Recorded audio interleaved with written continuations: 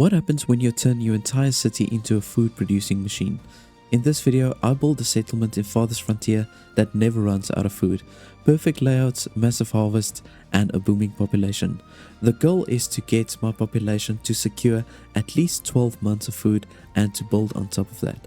I'm currently playing on the public testing for version 1.1 and I will also leave the map seed in the description below. So let's dive in. The first thing that we've got to do is to select our map. Now for the terrain, I will specifically look for the lowland lakes because it's got fertile soil and we're going to need plenty of that to achieve our goal. I'm going to name the town Bredbury as it seems fitting for what we want to achieve, and then I'm also going to select Trailblazer. So like usual, we will just have a look around and see what we've got in our surrounding area. Already from the start, it's looking very good. We've got 2 clay deposits here with body of water. Actually, we've got 3 clay deposits. We've also got 2 salvage sites, which is really fantastic. And I'm looking for some sand. So hopefully I can get some over here. Oh, excellent. There we go. So we've got a sand deposit over here, but it's an infinite supply. So we're going to need to get a deep mine. So that we're only going to get on a later stage, but nonetheless, this is going to be good for us because we're going to have to make plenty of preserves. So far, I'm pretty happy with just starting out our settlement right over here, but I'm going to just have a look around in any case. So let's just see what we've got. There's some more clay deposits. I need to also make sure that I've got a few hunting spots. There's another salvage site. Let's just have a look around. Okay, we've got plenty of willow so we can make some baskets. We've got a small bandit camp over here. And nothing really else of significance. There we can find a relic. So I've got to just keep that in mind. But I think for the time being, we can decide to settle right over here. Let's just see where we can get a hunting spot. We need to get a hunting spot not far from us. Ooh, this is really nice fertile soil we've got over here. Okay, here we've got a hunting spot. So I think we can go ahead maybe just to settle right over here like so. And then I'm going to expand my crop fields towards this side. We've got some greenery over here. It shows here that we've got a 60% or 61% fertility on this spot specifically. So that's not bad. So let's go ahead and place it maybe right over here. We're going to just tell them to harvest all of the resources that surround us. And I think I'm going to, from the start, tell them to get the salvage over here. Both of these two. Why not?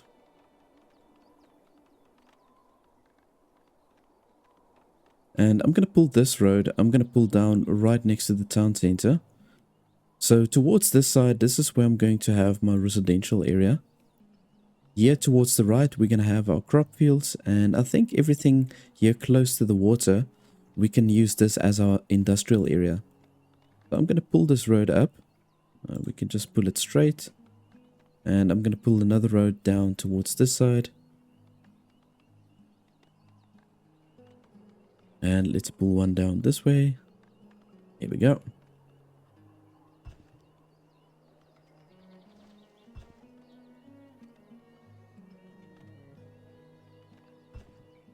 I'm going to bring this road down a little bit with an angle here towards the hunting spot.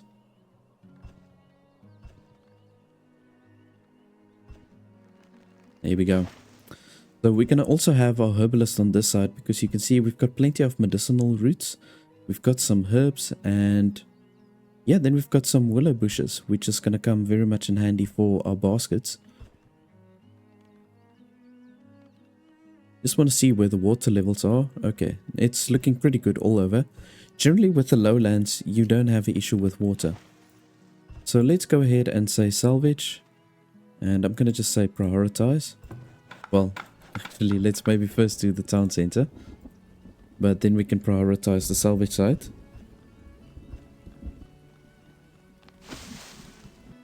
Now, right after they gathered the salvage, I'm going to place myself the firewood splitter. We can have it right here behind the town center. I'm going to place it down just like that. And we can also have a well, maybe rather on this side. I'm going to place another one here at the top a little bit later. But we can look at getting ourselves a fishing shack. Then we're going to need a hunting cabin as well as a herbalist hut, or a forager rather. Yeah, let's place the fishing shack like that. The forager, I'm going to move towards this side.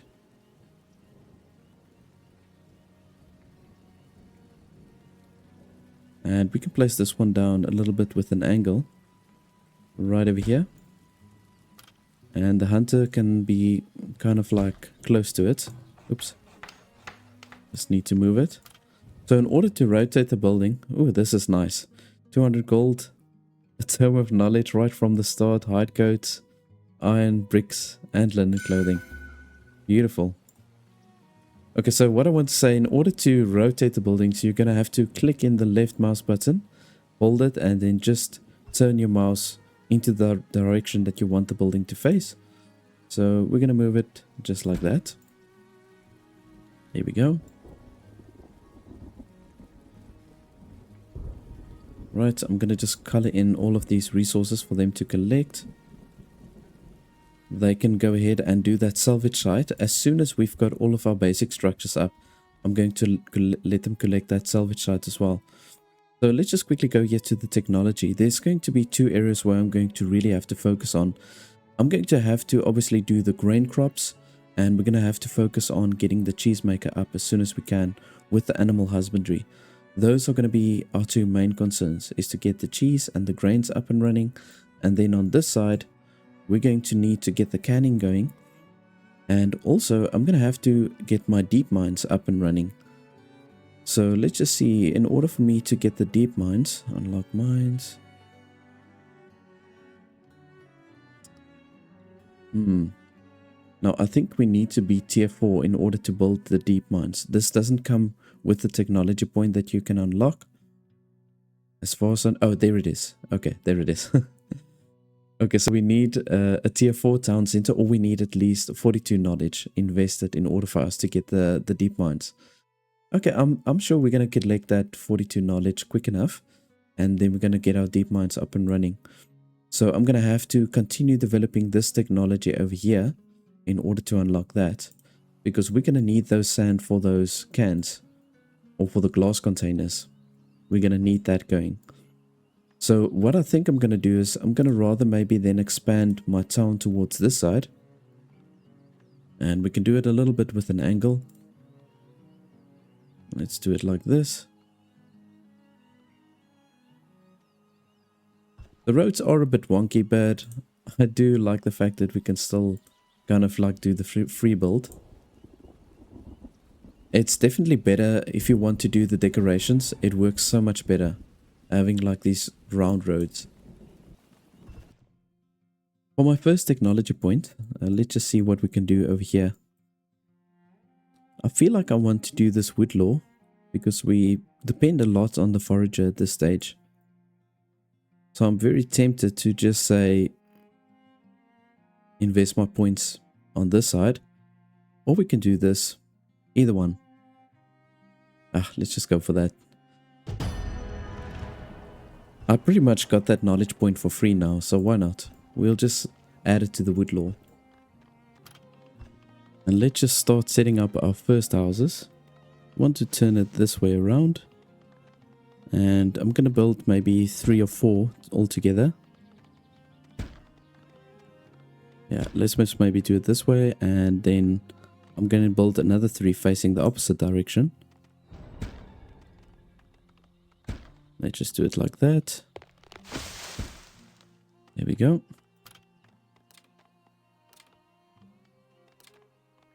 And then from there, I'm going to set up my stockyard. And the stockyard can be also here close to the town center.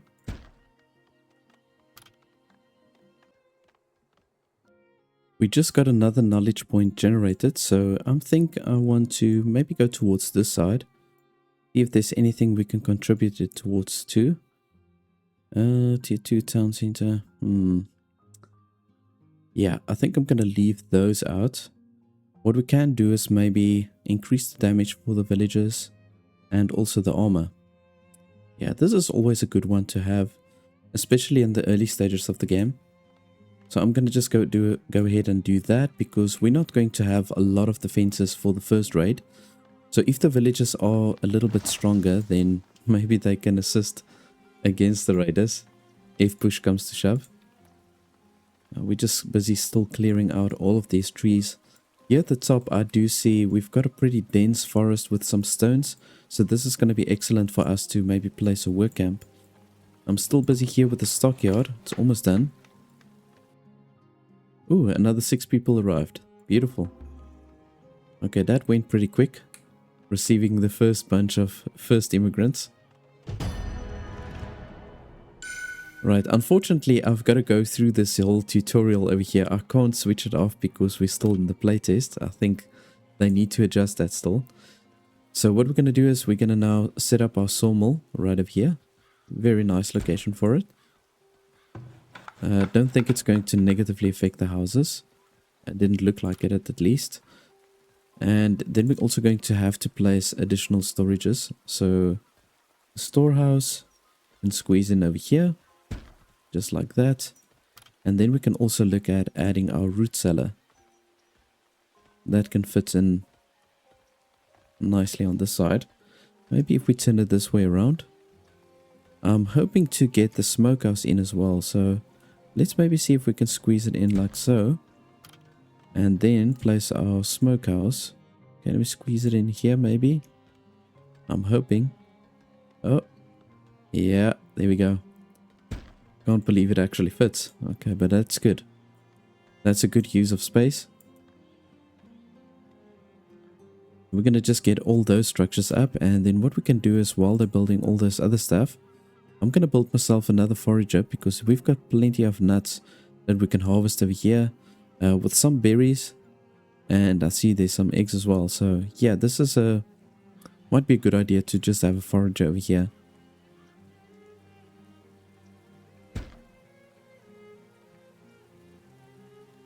So I did intend to do the farming over here, but I think we can move it slightly up towards this side. The fertility still looks good over here.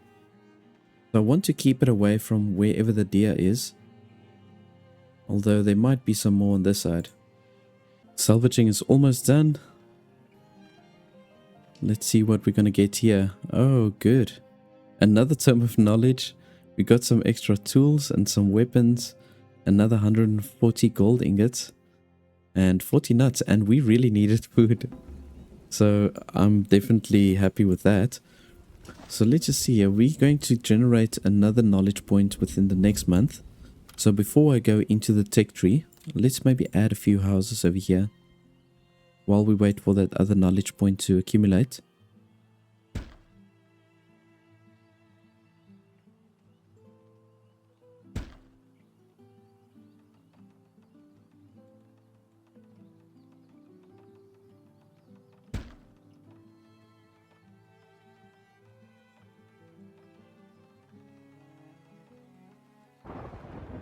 I want just these houses to face towards the middle. We're going to have our market not too far from where I'm placing this house now. Let's just see if we pull the road through this way. It's so wobbly. Gotta really maneuver it to get it right. There we go. Okay, so let's see here for the amenities and services. Yeah, if we can have the marketplace more or less over here, this is a good location for it. So I'm going to probably put it down right over there. We've got only 34 planks at the moment. We're going to just have to build up those planks still. And we need to harvest plenty of trees still. I need to start digging into the forest on this side. We've cleared out so much of the forest already. So let's just do that. Alrighty. Okay, so now we've got those extra points available. I'm going to go ahead and say this. Minus 25% fertility loss from planted crops. This is a good one. And 15% speed from the farmers working on the field. I'm going to just go for both of those. We're definitely going to need it. So I might as well go for it now. We are going to get extra knowledge points for both building the market and then also for building a shrine on a later stage. But let's go ahead and just put the market here while we wait for those planks to accumulate.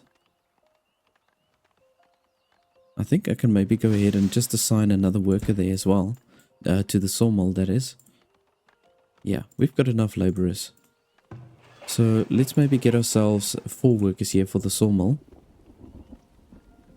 Once the market is up and running, we should get another influx of villagers moving into the town. And we've definitely got enough housing.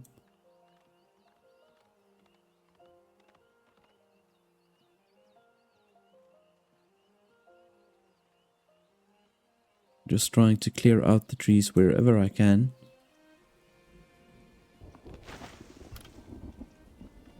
And let's see what other structures we can build over here. Okay, so we've got all our storage structures. The next thing is we'll probably place ourselves a crop field, but I'll wait for some extra villagers to move into the town. Oh yes, okay, there's actually quite a few things that we can build over here. So the tannery, definitely one of my first choices to build. I'm going to place it down over here. I don't think it's going to affect the houses from this location. So let's put it down there.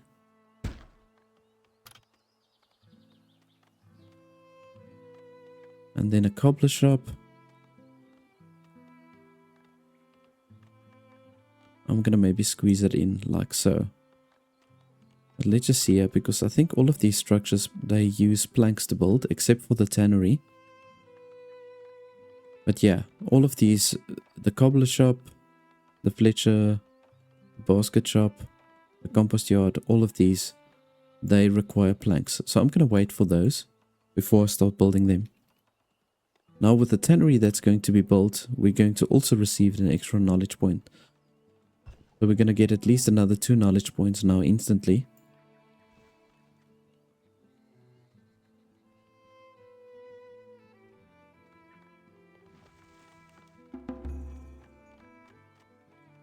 We got 2 villagers that immigrated and 1 new villager that's born. So our population is now at 22. That's really cool. And the market is up and running, so we should see a whole group of villagers moving in now. Let's just prioritize the tannery, get that done, just for that other knowledge point to accumulate.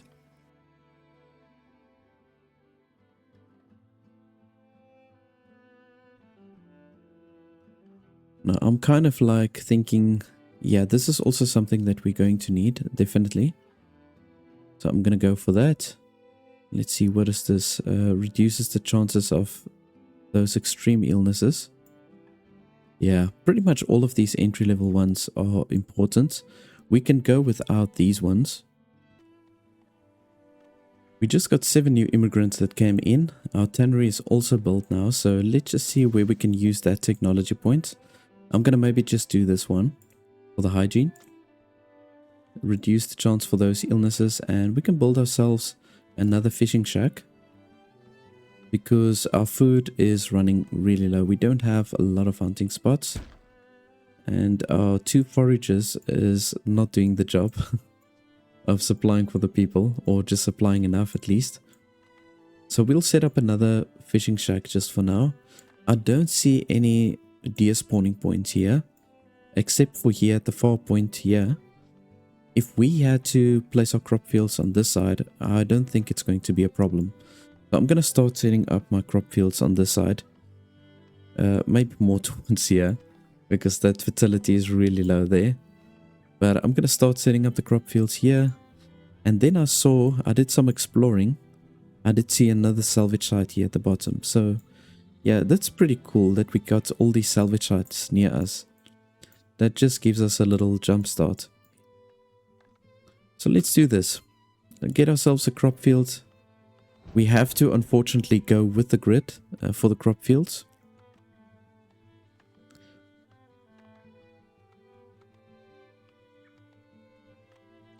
And I think what I'm going to do is I'm going to make it 5 by 8. Just do it like that. 5 by 8, yeah. I think that is going to be good. And I'm going to do blocks, 2 blocks of crop fields. So we're going to do another one on a later stage, I'm going to place like this. And then we're going to just extend it towards this side. And once we get closer here to this deer spawning point, I'm going to fence it out just so that they don't take all of our crops. I am hoping to find another hunting spot somewhere on this side. We're going to just have to do a little bit of extra exploration. So I'm just doing a little bits at a time, just to make sure that I don't bump into a wolf den or, let's say, a bandit camp. Okay, we've got 140% productivity, so that's pretty good, I think.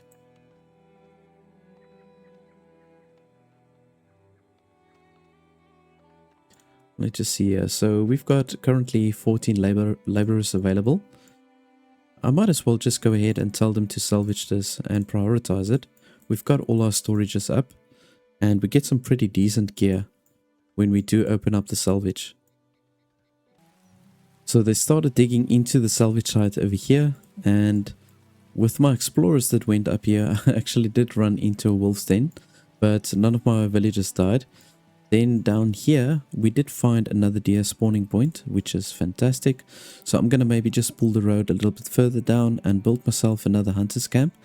Then right over here, I did see a few deers come into the map right over here. We might see them again now, but they're definitely somewhere hiding on this side. Okay, so there we got another tome of knowledge. That's so cool, man. And we've got some tools, shoes, pottery, a whole bunch of nice things. Yeah, so let's just check this out. So I want to do this to increase our base knowledge generation. And let's do this one. Increase our view distance for all of the structures. Or is it... Oh, it's actually just for the lookout towers and the town center. But that's also fine. So we have to look to maybe pull the road down towards this side. There's definitely a hunting spot here somewhere. But for now, I'm going to just pull the road down here.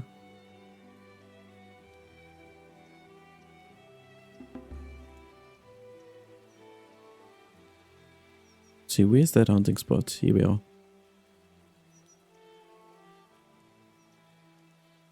And then I'm going to place myself a hunter's hut right over here. I'm going to also look at maybe building like a temporary shelter. We can't do it yet. But what we can do for now, we can just place ourselves a basic well. We can place one over there, and then we're going to need another one here for our production. Just the general production. We've got a pretty good water bonus here close to the body of water. So I'll just place it over there. We did get 7 immigrants in after I built this market.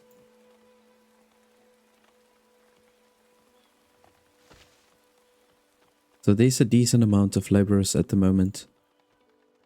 Our food is not looking bad. I'm pretty surprised.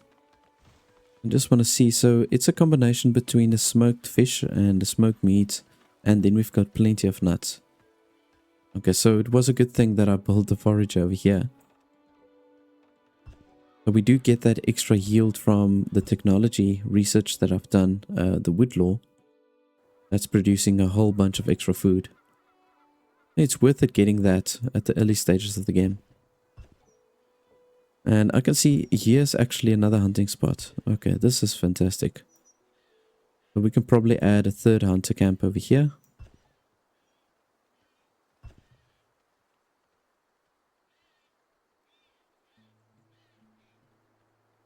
I'm going to maybe just wait for the winter to pass, but then I'll send another explorer down to this side.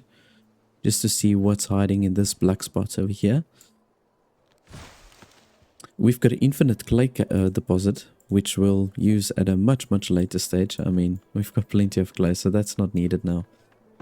We've got the opportunity now to upgrade our town center, and I'm not going to even hesitate. We're going to get that going, so that we can then unlock all of that other nice technology.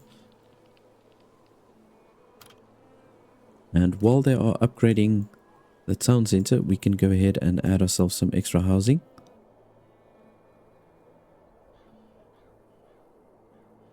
This road is a bit wonky, and I think I'm going to just do this. Let's just take this road away. I want to bring it around a little bit higher. There we are. Otherwise, that's going to bother me terribly. That I can't fit the 2 houses in here.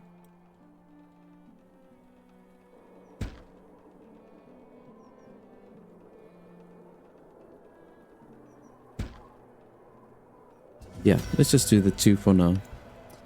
Okay, so the town center is built. The tier 2 town center, that is. And of course, my priority is to get the grain crops and also the animal husbandry.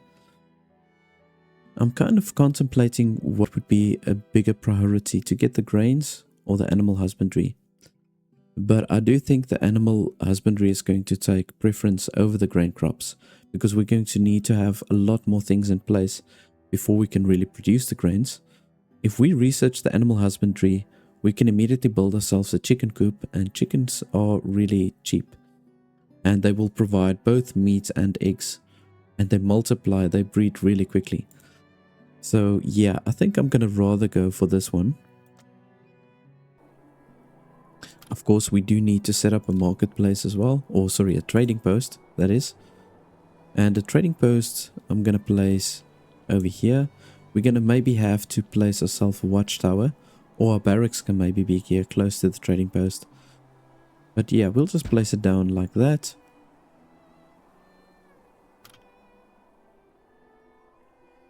And then one of the next priorities, I would say, is to get ourselves a school. Because if we've got a school, we do get that extra knowledge point, but it will also lure a whole bunch of people towards the town.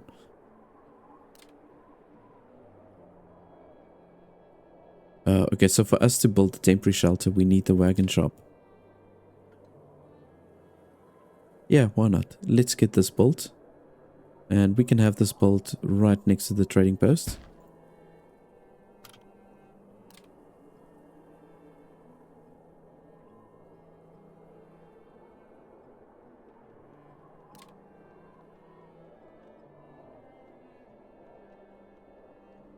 I'm gonna just go ahead and place a compost yard also, so I don't know if I want to place it there, close to the trading post. It would make sense having it more towards this side, because we're going to have our animal husbandries on this side. So let's maybe have our compost yard right over here, next to where we're going to have our clay pits.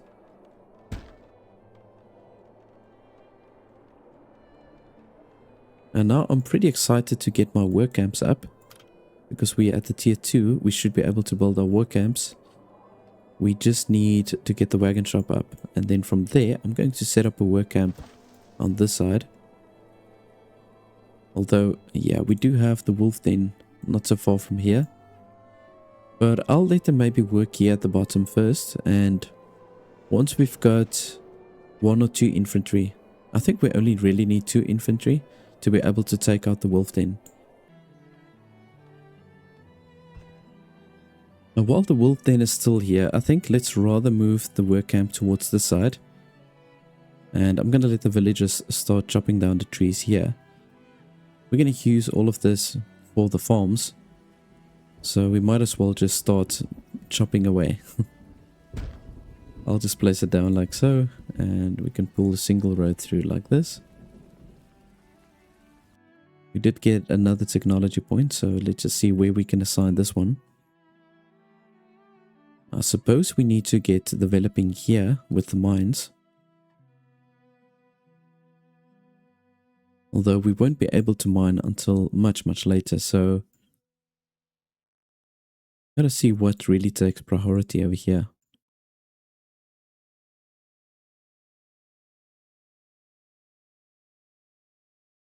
I think let's just go for this disease resistance. Yeah, let's just get that going. Our food's looking not too shabby, to be honest. We've got 3 months of food stored. We did get another new villager over here. We've got 12 laborers available. So yeah, there's plenty for us to assign here at the work camp. But wood is really a problem at this stage. We need to get going with that. Both for the wood and for the planks. And once we've got that sorted out, we can start setting up some of these other structures. I think the Fletcher building I need to really get going. Because we need to make sure that we've got enough bow and arrows to just carry on hunting, really. So let's place...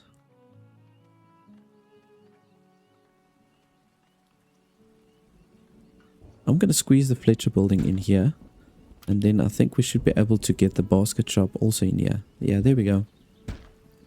And what we'll do is here in the center, we can either have like a decorative item, or we can do maybe like a watchtower, something like that.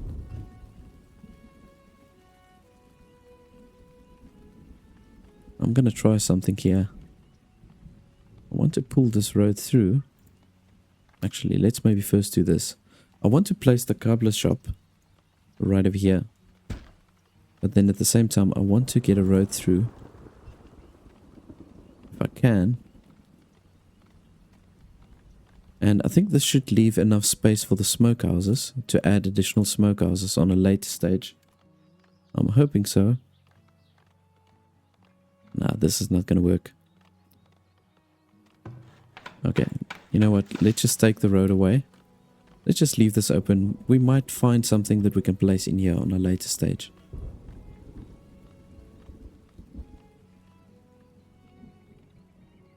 But yeah, look how good the food is doing now. We've got 6 months worth of food. I think with this extra hunting camp that we've got, it's really helping. My trading post is set up now, so I want to immediately get myself a chicken coop. So let's just see. I'm going to place one kind of like over here. Yeah, I think this is going to be a good location for it. I don't want it too far away from the crop fields, because then they can take the poop basically and just bring it straight here to the crop fields. And we've got the compost yard also here. So just using all of this in synergy with each other, it's going to make sense to just keep it here. I'll place it down like so. Yeah. Let's put it down like that. Just need to make sure that, yeah, okay, this is a wolf. And I've got a hunter over here, so it's not a problem. The hunter will definitely be able to sort out the wolf. I've built some extra houses over here, just rearranged the roads. And with my work camp, I've got 3 villagers working here now, just chopping down trees. Not too worried about the stone at this stage. Right, so let's see with the technology.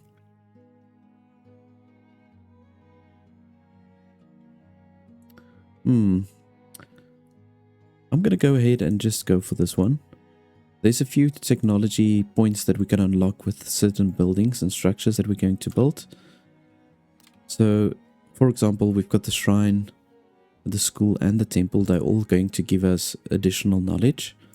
With the resources, the only other one that I can remember that gives knowledge points will be the soap. Yeah, that's the only one here with the production buildings. But let's see, we've got 2 traders coming in. We do have a decent amount of gold, fortunately, thanks to the salvage sites that we found. So let's see, hopefully we can purchase some chickens. Oh, and we can sell some hide coats. We've got quite a few of those. And we don't need a lot of them. So I'm going to definitely do that. I'm going to sell some of my hide coats. We can get a good price for it. So this trader, they don't have anything of value for me. Maybe except the bricks, but we definitely don't need it at this stage. And this trader, okay, nothing really that I'm going to take, except maybe for this Tome of Knowledge. It's at a higher price. I don't know, maybe we should just pass it by for now. We've got 62 pots. We're going to be able to produce a lot, so maybe we should just sell that as well.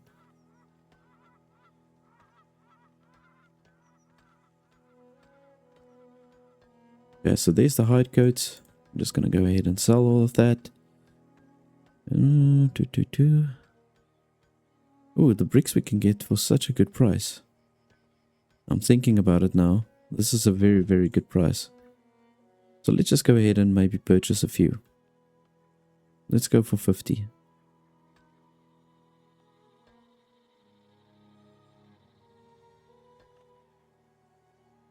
And And I'm selling all of those pottery.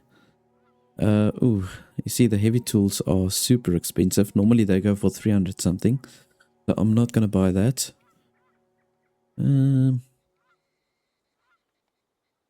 Let's maybe purchase some extra stone. Just a few. And then I'll just leave it at that. So we didn't miss any important things with these traders. We've still got time now to set up our chicken coop and all of the other stuff. Crop field is running. We're probably going to just let it run for this year and then a second year. Just to work the ground and to also place the clover fields. Within the third year, we should be able to start planting our crops. The fertility level, like I said, is pretty decent. We've got 60%. So that will increase. Let's see, how much does the clover actually give us? It gives 3 additional fertility. So yeah, that's going to go up to 63 or 64, I think. That's a good starting point, really. So I was thinking for this next knowledge point that I got, I definitely need to add it towards my soldiers. Because I'm maybe going to only have 1 or 2 defending the town once the first raiders come. So let's go ahead and select that. This will increase our damage with 5% and also the armor with 12%. And we can have the barracks close here to the trading post, as I've mentioned before. We can just place it here. There we go. And then I'm going to go ahead. Let's just see how many laborers. We don't have a lot. Ideally, I would like to assign some more laborers here to the saw pit. You know, we've only got 2 hunters really that's able to help us defend the town.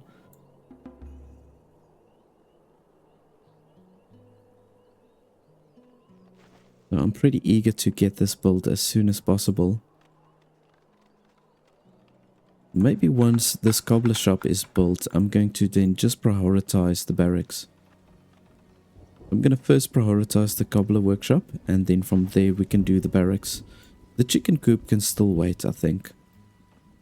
We're not so pressed for time for the chicken coop, but we'll prioritize the barracks. Our wood production is definitely going better with the work camp that we've got, and we've got the wagon shop that can collect the wood, so that just makes the whole process much easier.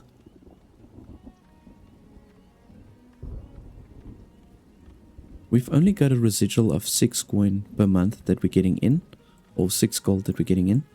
We are paying a monthly amount here for the compost yard for the labor that we've got over here. I can't remember how much that is actually. For the compost yard, is it resources? Yeah, here it is. Monthly cost is 4. Okay, so we only made 10 gold. Let's see what we've got over here. Okay, so they've got cattle and they've got goats. That's not something that I'm going to look into as of yet. We need to make a little bit of extra gold first. Now this is awesome. So you can see here we can sell the medicinal roots for a very high price, and we've got plenty of that. So I'm going to definitely do that. We can even go as far as to sell maybe like 70. Yeah. Let's just do that. Then we could have actually bought some goats maybe. But we first need to get the chicken coop up.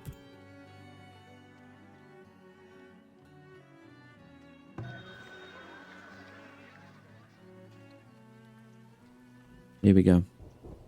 Alright, so that's a really decent amount of gold that we got there. Yeah, I'm going to leave it at that. There's nothing else that I'm going to purchase at this moment. We just need to get this barracks done. I'm hoping to get a few extra villages in. We can maybe add a few more houses, just to make it a little bit more appealing to the people.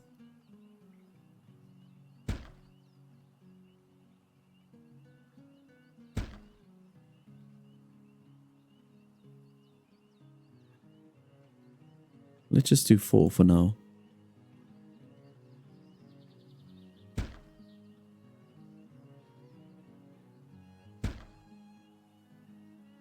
Okay, so the barracks is almost done. I'll probably just assign one soldier for now.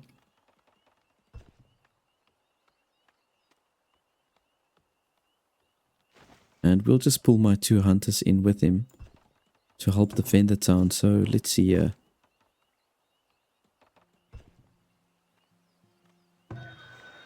Actually, let's transfer all of this gold across to the town storage.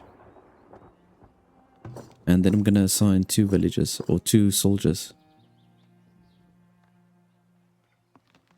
Let's do that. I'm going to say recruit.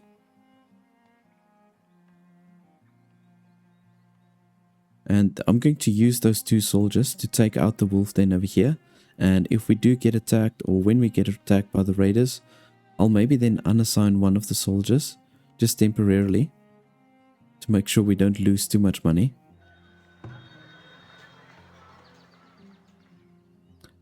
Now over here, we've got some heavy tools. So I'm going to just transfer enough gold back to the trading post so that we can just purchase 1 heavy tool at least. Now we're getting up to that point where we can focus on getting the school ready. I do, however, need a few extra laborers. I would ideally maybe like another 2 or 3 extra that I can assign here to the clay pit. Now this crop field is going to be ready within the next year to start planting some crops. So we're going to have the turnip, and I'm going to rotate it between the turnip and the peas ready, and we have the clover field in between. Then for the next year we'll have the clover field with the flax. We've got to keep on placing the clover fields in between just to make sure that the fertility doesn't deplete by itself. So let's see. Got to unlock the next one. I think I'm going to just go ahead and unlock the grains. I'm not quite sure if we're going to be able to place the grains immediately yet.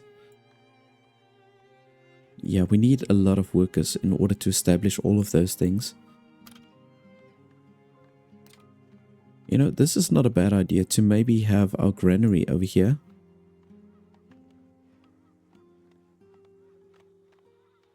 Yeah, I'm going to go ahead and place a granary like there, so.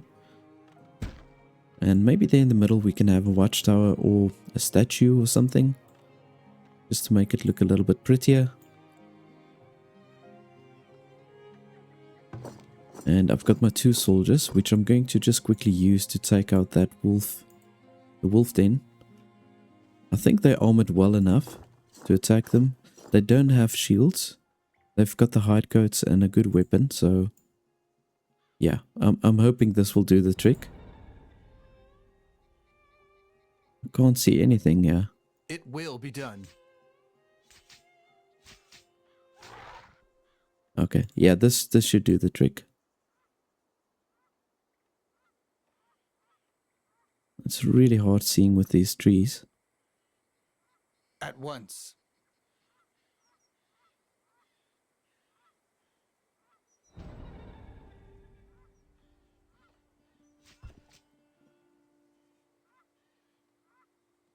Come on.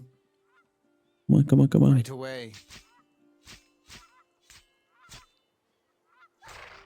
As you command. It will be done.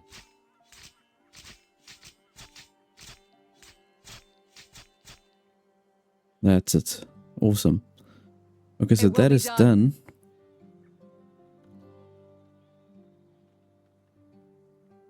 I think I'm going to just send them back.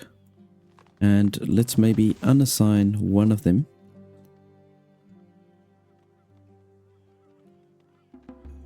Yeah, let's just do that for now.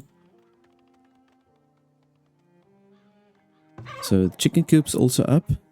Let's just see, grazing area. Got really nice fertility here for the grazing areas.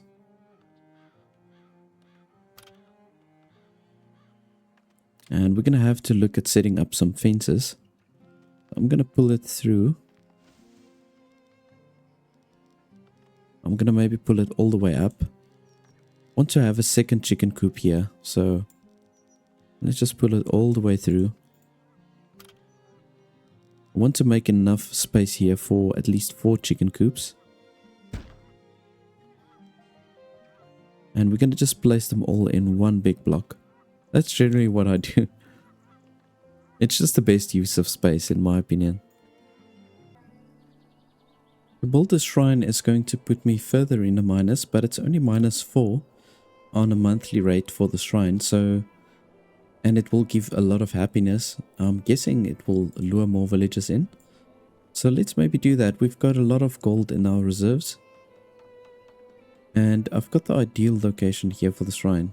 So we're going to squeeze it in right over there. There we go. It's only 35 stone and 100 gold to build this, so I think it's totally worth it. I've added a few extra houses, and you can see now that our population or our housing capacity is now up to 88. We did get another villager that immigrated now. We're still low on the labor force. I would say I would need at least another 6 villagers in order to get my whole production going here with the clay, so that we can then build the school. But actually what we can do, this is a nice alternative. What we can do, we can actually purchase some clay over here with this trader, and they've also got the chickens, which is perfect. We've got a little bit of extra planks that we can sell. I'm gonna just say let's sell 15. And we can also sell our hide coats. Let's do a couple of extra hide coats that we can sell. Now I'm going to purchase just enough clay so that we can build our school. And I'll maybe go ahead and purchase myself 2 chickens just to start with. They breed and multiply relatively quickly. Let's just see, for the school, we need 30 clay in order to build the school.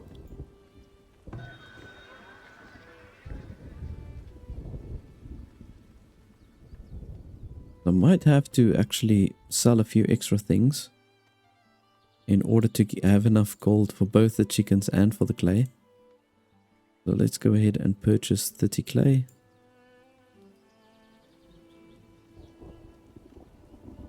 Come on.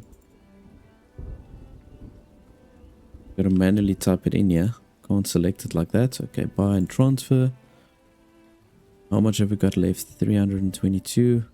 We only need a little bit extra, so we can go ahead and maybe just sell some extra hide coats. Let's just do another 12.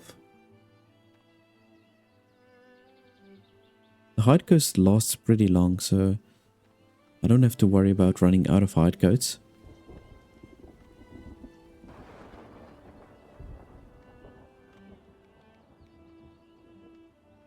I would actually maybe like to buy 3 chickens, thinking about it.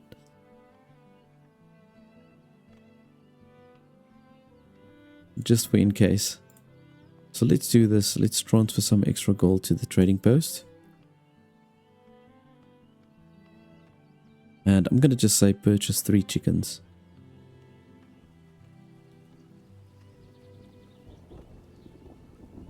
Oh, I've got enough for 4, rather. Okay, let's do that. Keep on changing my mind, but I don't want to go too wild. We are still in a minus. Let's say confirm. Right. So our villager that's working here, they need to just stock them up with the feed. Ideally, I would like to chop these trees away.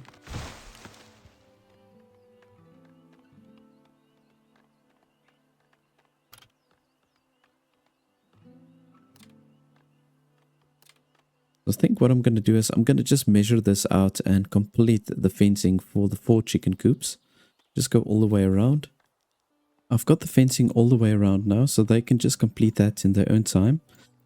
Let's just see where we can place our school. Fortunately, the school doesn't have a monthly fee. And you know what? We can maybe just squeeze it in right next to the shrine over here. This is the perfect space. Pretty central. It gives desirability for all the houses in this range. So yeah. We're going to squeeze it in here. We did get now that extra technology point from the shrine. So let's see where we can assign that point.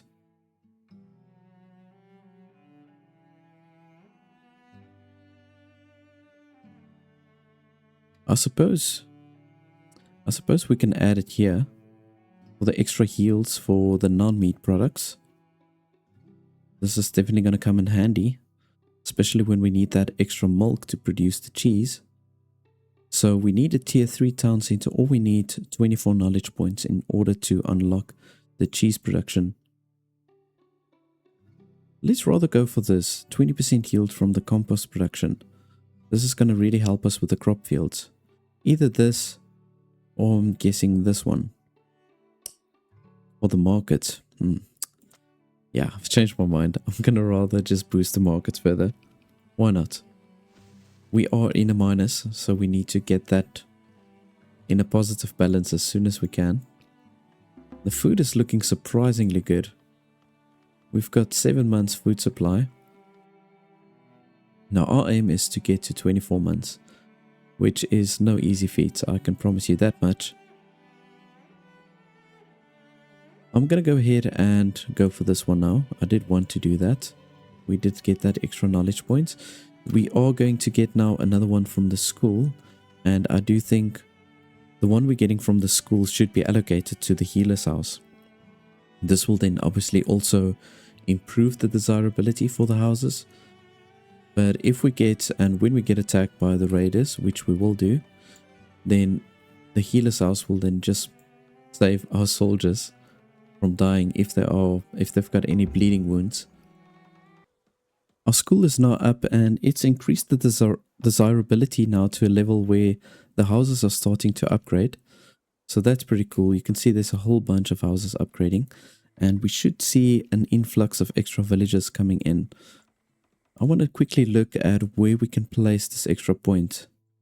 Yeah, this should go to the healer's house.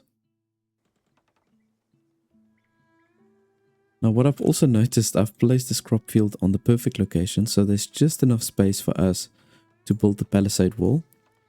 And I think we can just put this here, just a small piece of the wall.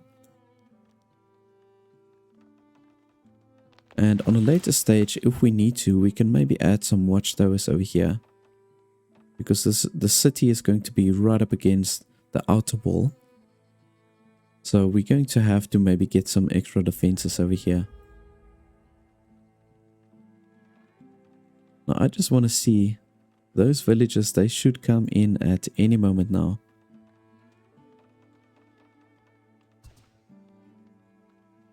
We are going to get some decent extra coin from these upgraded houses. They will give us some extra, let's call it tax money. But that's more rather from the provided goods that we've got. So we've got limited amounts of clothing and pottery that we can provide for them. We need to get our own production going. Oh, here they come. You can see there's a whole bunch of them. 9 people. A little bit less than I was hoping for. But I'm happy with that either way. At least now we can establish our clay production here. Here we go. So once the clay pit is up, we can start doing our pottery. Pottery doesn't seem to have a negative effect on the houses. But let's maybe go ahead and place it on this side. I think this is the closest that I've had my pottery building and the clay pit together. So our production should be really good, having these two buildings so close together. And then from here we can also look at adding our soap shop. Now the soap shop has got a very bad effect on the houses, so we're going to have to move it towards the side.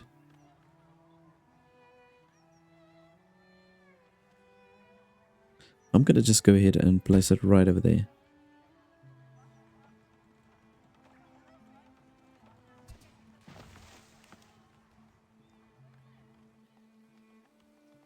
Oh, this was pretty cool. They've already completed the camp here for the chickens.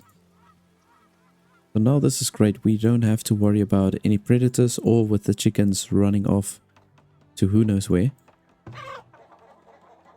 I'm going to just go ahead and add another worker over here so that they can more effectively collect the eggs and the meat once they have to start butchering the chickens. But we'll only get some extra chickens by the end of this year. They'll populate, they'll maybe get another 2 or 3 chickens extra. I've got my first raiders approaching now, so I'm going to take these soldiers. As you command. I've got 2 of them. I did unassign one, but now I reassign them again. And we're going to have to use our hunters to also come and help As you defend. say. So we've got these 2 over here. As you wish. Let's just pull them up. Will do. All right. On it. And I'm going to just let them assemble over here. Also, I did a little bit of exploring, so we found this excavation site that I saw right at the beginning of the game. We will definitely go and do that excavation once we've got the temple also up and running.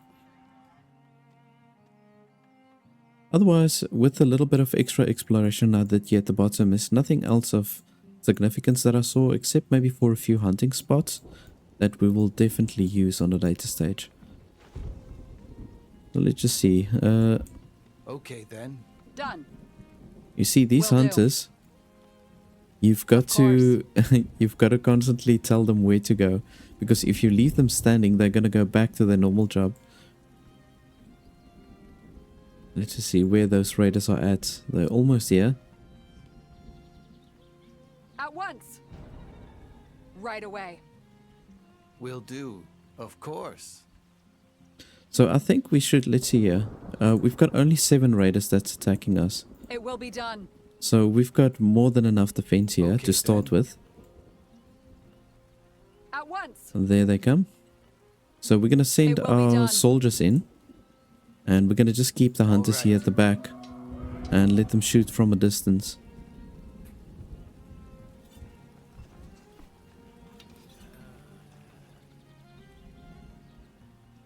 Right, okay, let's do this.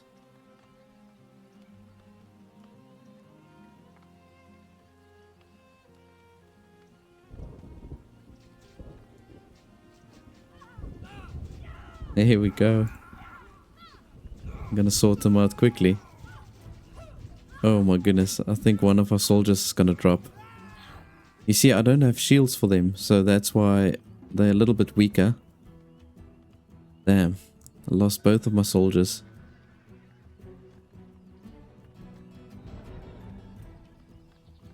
And I don't have any healers' houses set up yet.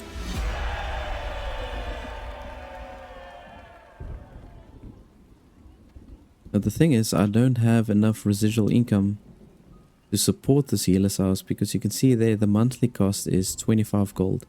So unfortunately, we are going to lose those 2 soldiers. Sadly.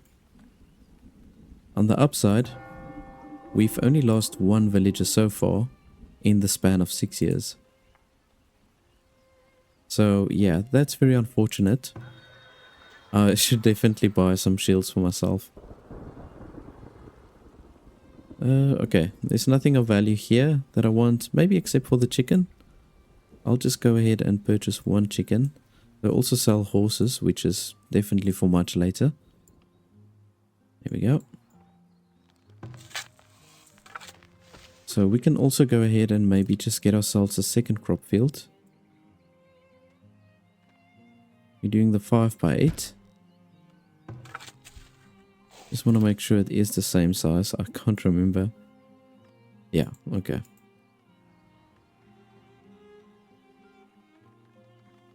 So sorry guys, unfortunately you're not gonna make it. Feel terrible for just leaving them there.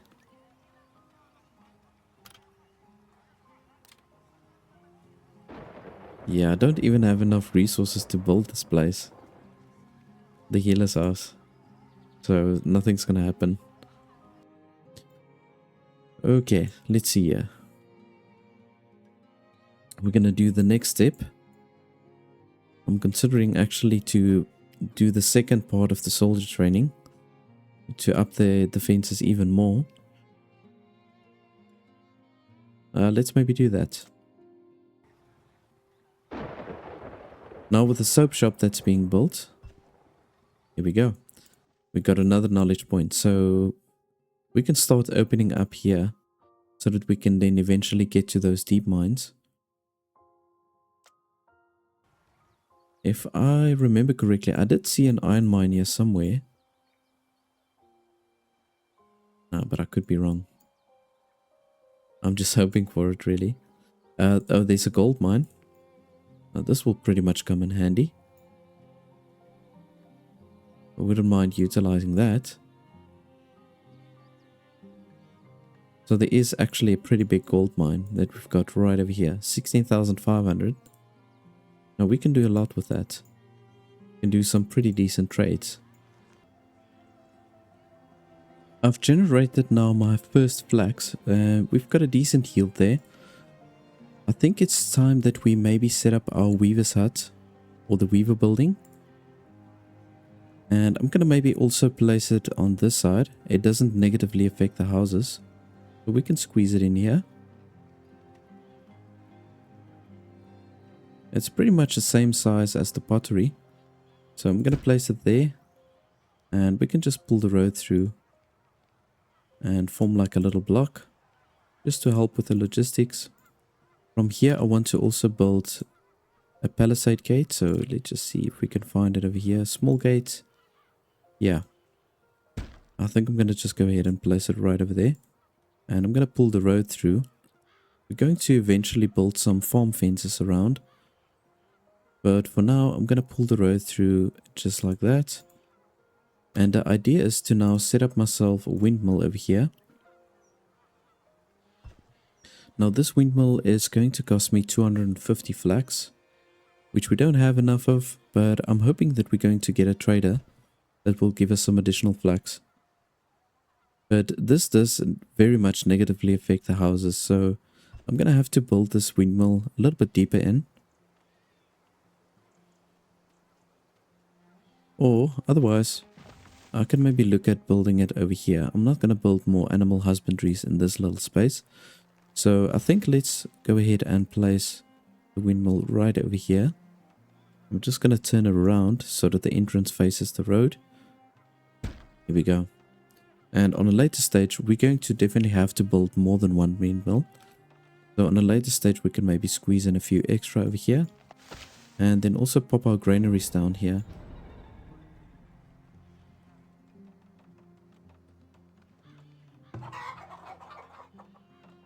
Oh, it says here that we don't have any fodder. I'm pretty sure we do have. Yeah, we do have a couple of greens. I mean, we should be able to use that for the chickens.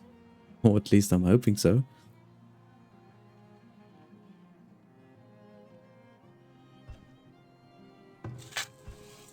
Got the second crop field up and running. I'm just cycling between working the ground and placing the clover fields.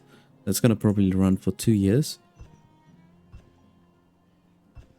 And there's our weaver building now up and running. I'm going to go ahead and unassign the workers here, just to give us some extra labor force, until we get a few extra immigrants into the town. I did have a quick look here on the resources tab. So when you press on one of the food sources, you can click here and then you can see what type of buildings use these resources and then what it's also used for. So you can see here the root vegetables, that is used for the chicken coop, but not the greens. I was under the impression the greens does work for the chicken coops, but it doesn't. So yeah, that's quite a bummer. So we didn't have proper food for the chickens now over the winter time, but I didn't lose any chickens, fortunately. So I've got to just make sure that I've got my food sorted out for them now. Let's just see if there's anything here that we can sell or buy. I might want to buy a few crude weapons, because I don't know when I'm going to be able to get proper weapons. So let's just maybe go ahead and buy 6 of these crude weapons. And then I'm going to go ahead and maybe sell some of the herbs. We've got plenty of that. So I'm going to maybe just sell 30 of those. And then with the clothing, let's just sell maybe 15 pieces of clothing. We are going to slowly but surely start producing the clothing. So I'm not too bothered in using it up. Even if it finishes within the next year, we should have a good production. Regardless.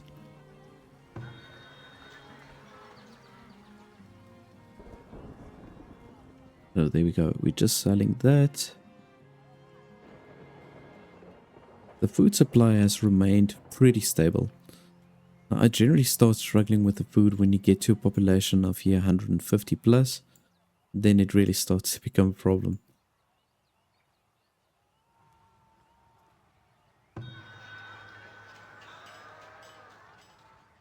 We can maybe go ahead and add a few extra houses, so let's just see how we can squeeze them in over here. I most likely would want this road to come out a little bit further, but I just want to check something. If we squeeze it in like this, there is enough space for a road to come through. So yeah, let's maybe leave it like this for now.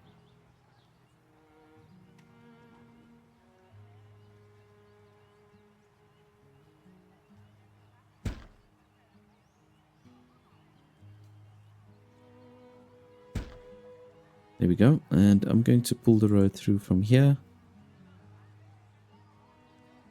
And just bring it straight down up to that point. And then I'll see how I'll bring it around over here.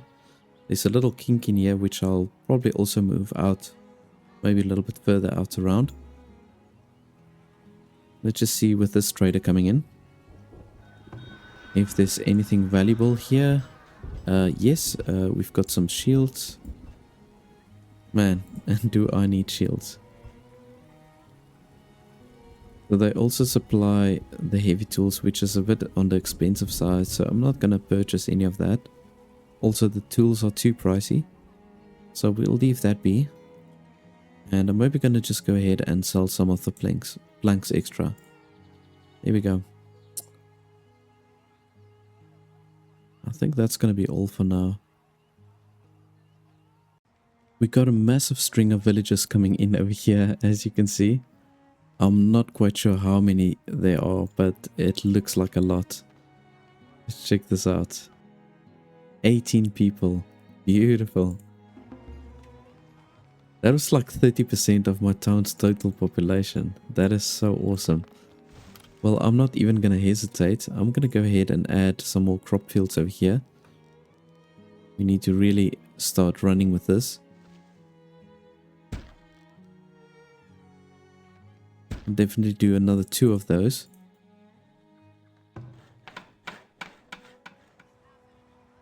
Now I'm strongly considering building myself a temple.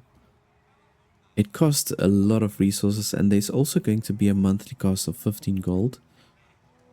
Now our monthly income should go up quite exponentially with all those extra immigrants that we've got in. But it's going to take a while before we can really see how much money we're going to get in. We've only got 300 gold here in our trading post storage. So I don't have enough gold yet to build that temple. But we're going to just have to hang in there for a little while still. Now I do want to build myself this little festival pole. We've got everything that we need for this, and this is going to really push the desirability up, and it's going to provide entertainment for the people, which they don't really have any at the moment.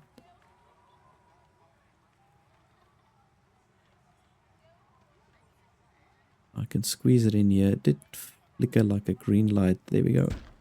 That's it. Perfect. Only fits just. We've got enough resources for this, so that's fine. We're going to get building with that. I'm going to just start coloring in some of the stones that we can find around the village.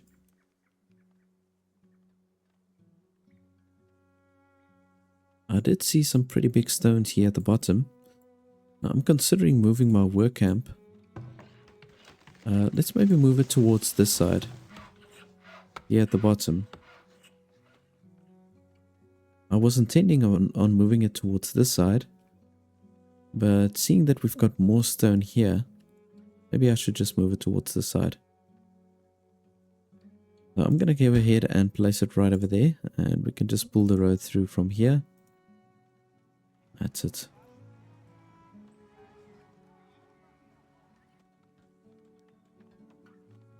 And now our food demand is going to be way higher. So we're going to have to look at maybe also setting up another fishing hut. Or fishing shack rather. So I'm going to place it more or less over here. I'll move it up the fishing grounds a little bit later once the structure is done. And we can have another hunting camp here at the bottom. So we can kind of like keep them together. Why not? That's it. So as you can see, the food already dropped to 0. I think I just a little while ago I had about 3 months supply, and now it's already gone to 0.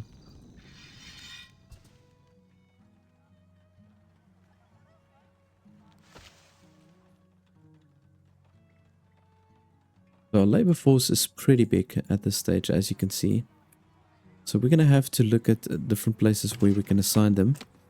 I think we maybe need to add another Fletcher worker here and another person here by the tannery. And systematically we'll just add more people to all the different workshops. We can have another worker here by the pottery. And we need to consider to start building ourselves an arborist for the fruits. Maybe if we take away this road. Yeah, this is not a bad idea. Let's see here, the fertility is quite good. It's just this little off patch over here. But that's okay. I'm going to use it in anyways.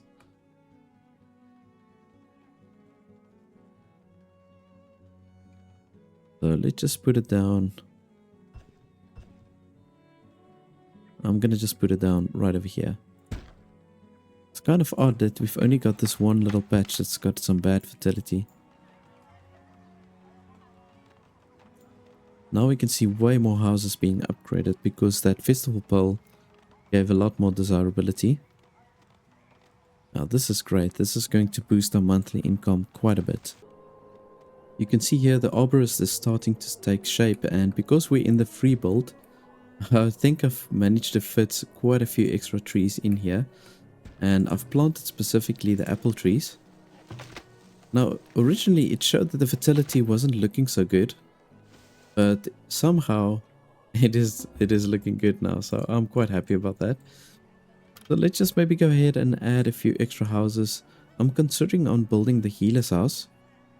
So that's going to cost me monthly 25 gold, unfortunately. I've got now a residual of 12 coin that I'm making monthly. I did assign another soldier over here, so that obviously took from my income. But I thought it was quite necessary just to get some extra soldiers in here. So yeah, I don't know.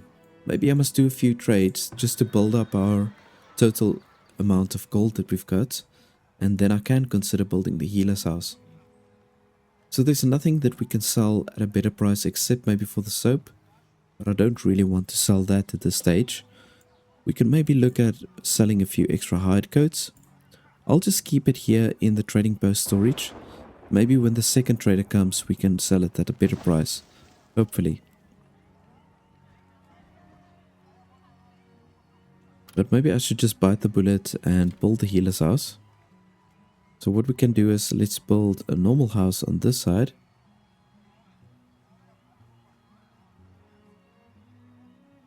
Want to try and squeeze it in here. And then on the opposite side we can have our healer's house. I'm not quite sure how we're going to fit the road in here. I'm hoping that we can pull this road through. Yeah, okay, so they do allow me to pull it through.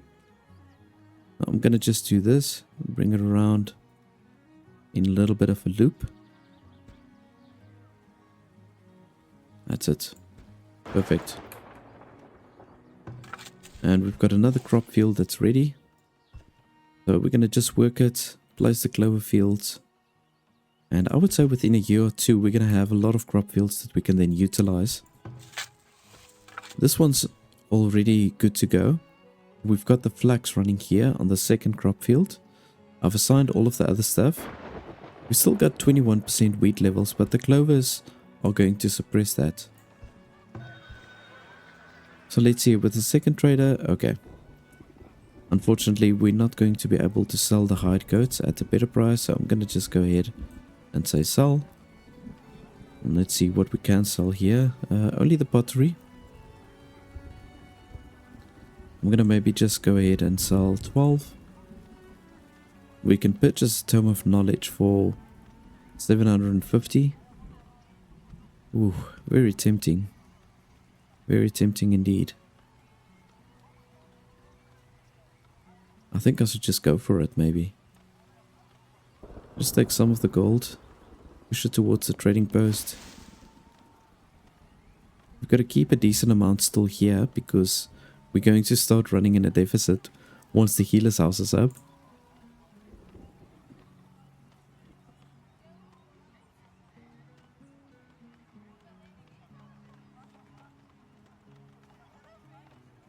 We're still 31 gold short, so there we go.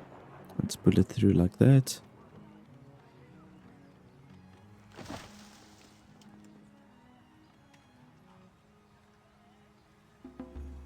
That's it. Now, I do want to obviously build myself an academy, but that's also going to give us a monthly cost of 8 coin or 8 gold. And yeah, that's just not going to work now, and we need a pretty big labor force. So we're going to just leave that for a while still. Let's check where we can add this to.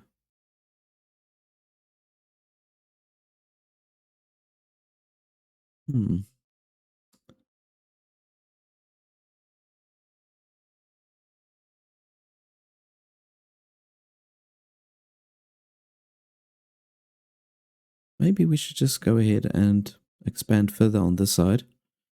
Because we should be producing a lot of eggs at this stage. So I'm going to just go for this one. These other ones we'll only be able to unlock on a much later stage.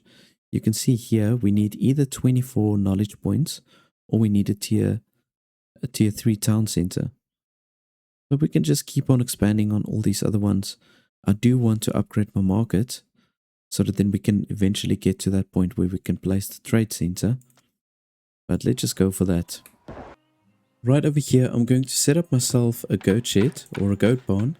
And I'm going to do the same as what I did here with the chicken coops. I'm going to squeeze in 4 goat barns in one big, let's call it pasture. So yeah, I just need to make sure that everybody has got enough grazing space. Now I did purchase myself another tome of knowledge. And I'm going to unlock this one over here. Market forces, so that we can upgrade our market square. So the idea is to upgrade this. Once it's upgraded, obviously this range is going to increase a little bit further down. And then what I was thinking of doing is to then just build some additional houses all the way around the circle, still keeping the roads in between. And then I'll probably expand the town towards this side and form like a second town center here towards this side. Yeah, that's what I'm thinking of doing.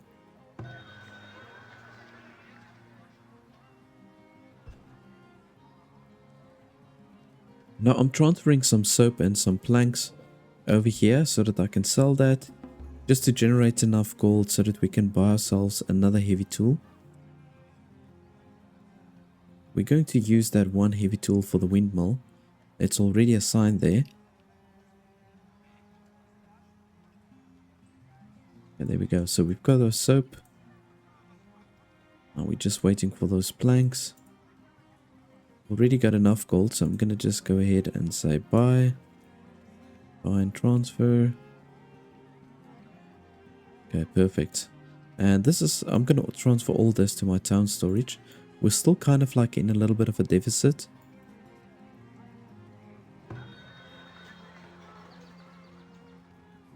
Now the market is ready to be upgraded. The only thing is it's going to cost me 300 gold. I'm not really sure if I should spend that now, seeing that I'm still in the minus. But what the heck, let's just go for it. I think we'll be fine.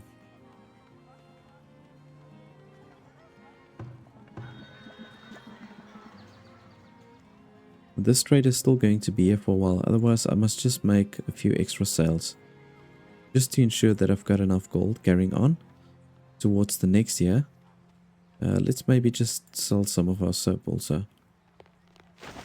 It's still another 39 days before they leave. Wow, and here we've got another string of villagers coming in. That's a crazy amount.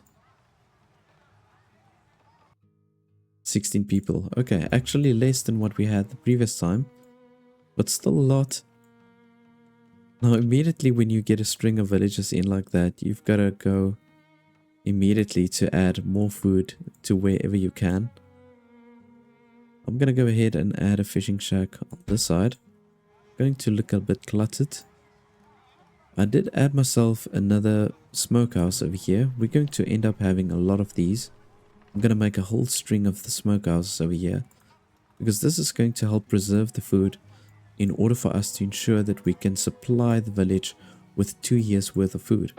It has to last longer.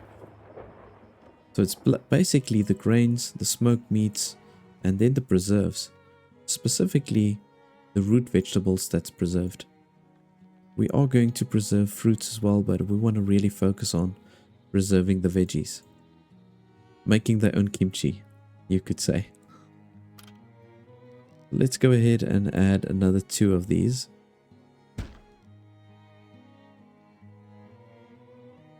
And we're kind of like getting to that point now where I've got to just see if we get closer to the deer spawning point. We're still far enough away.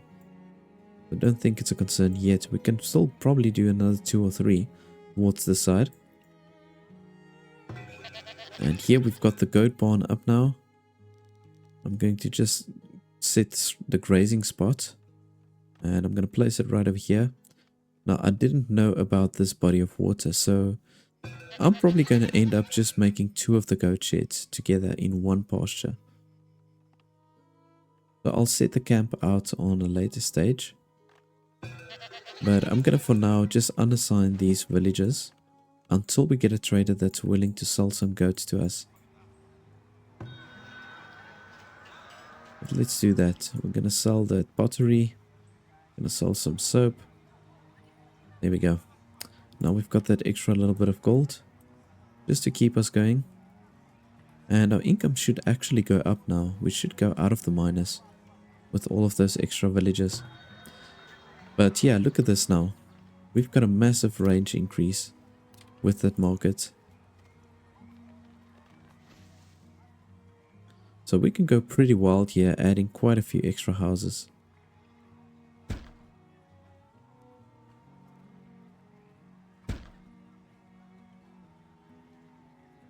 I'm going to maybe go ahead and add 3 at a time, and then we can do like a little road in between.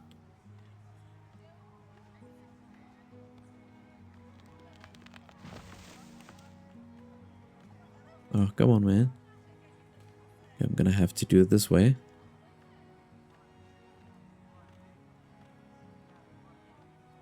There we are. And we'll just add a few extra houses over here. Actually, no, going over the forager spot. We'll have to move them in any case. We've got a strong income now, or relatively strong. But I want to look at adding myself a bakery. Seeing that we've got a windmill up and running. We've got plenty of wheat. So let's just see a bakery. We can squeeze this in here, also into the town center. This will definitely give a nice extra desirability here to all of these houses. Let's just see. I want to make sure that it's kind of close to the road, still leaving some space for extra decorations. So let's put it down there. It only requires 50 planks and 25 stone, which we do have. And let's just see the next step. I'm maybe going to go for the academy next. Yeah. So let's do this. The academy I want to place a little distance away from the town center. I want to leave some space open here. I'm going to add a few decorative structures. That's my intention at least. So the academy we can place more or less over here. That's it. And I'm going to just go ahead and pull the road through like this. And then now all around here at the back, I'm going to maybe add a few trees, some plazas. And yeah, just whatever other decorations we can get in here to boost the overall desirability for these houses.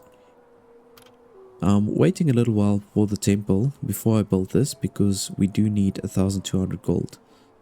Definitely within the next year we will be able to build that. At least we do have the labor force now to assign a few villagers here to the academy. And just to quicken the whole knowledge accumulation. We're currently now at 22 points. When we unlock 24, there's a few, actually a whole bunch of the knowledge or technology that we can unlock if we've got 24 points invested. And that makes us one step closer to the deep mines, but we do need 42, which is almost double from where we are now. I found an additional salvage site, so I'm not even going to hesitate in unraveling what is in here. Ooh, another 6 people. Sure, why not? So I want to get immediately into the salvage site. I'm going to prioritize it. Now this is great that we got those extra villages in now, because this is also going to make our tax income higher. I did assign another villager here to the barracks. I had 3 and then I decided to keep one away, but now I'm thinking of just adding a 4th one. Unfortunately, they've got crude weapons now. We ran out of proper weapons, but at least I've still got the shields. Hopefully I can get some decent weapons with the salvage sites.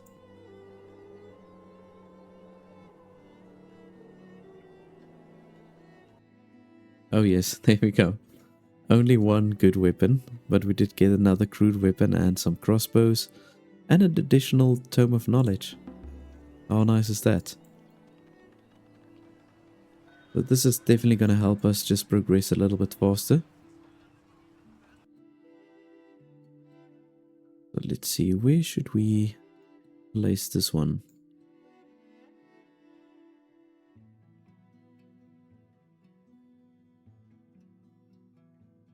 You know, I'm thinking of doing this, the honey and wax production. It's very slow if you don't research this.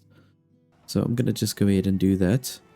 And while we're at it, let's just look for a few locations where we can place these apiaries rather. So we can do one over here. And then another one maybe here at the bottom. And then some place here between the houses. We get such a nice buff here for the apiaries between the houses.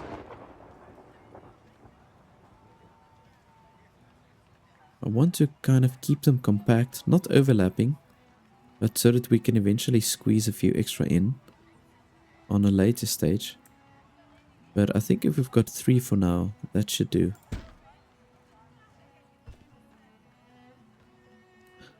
That's it. So we've got our academy up. Just want to make sure we do have enough laborers. I'm going to just go ahead and fully staff them. Why not? Yeah, there's more than enough people there. So this is going to significantly boost our knowledge accumulation. I saw that we've got an iron deposit over here, but there's only... I don't know why it's not showing now. Oh, there we go. Only 575 iron, which is very little. So I don't know if I'm even going to bother with that. But yeah, I'll probably set up a temporary mine. And looky here, we did find a sand pit. Oh yes. This is definitely something that we are going to use. I'm going to pull the road through. We'll probably have to build ourselves another temporary shelter. I haven't even built the first one yet. But we can look at adding a temporary shelter over here. And then maybe another one very close here to the sand pit.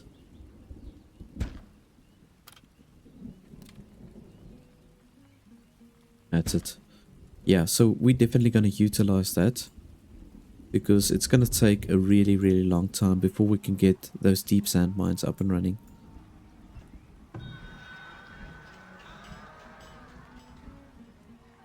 The only thing that I can really think of selling is the flour, which I really don't want to do.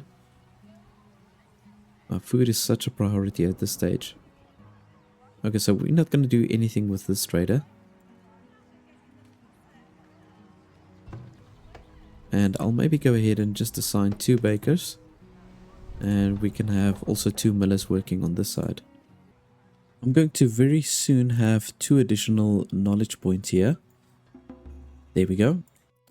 So let's just see where we can assign these knowledge points. I'm thinking of maybe just unlocking this foundry, because then we can start processing that gold that we found here at the bottom. Yeah, I'm gonna just say confirm with that one.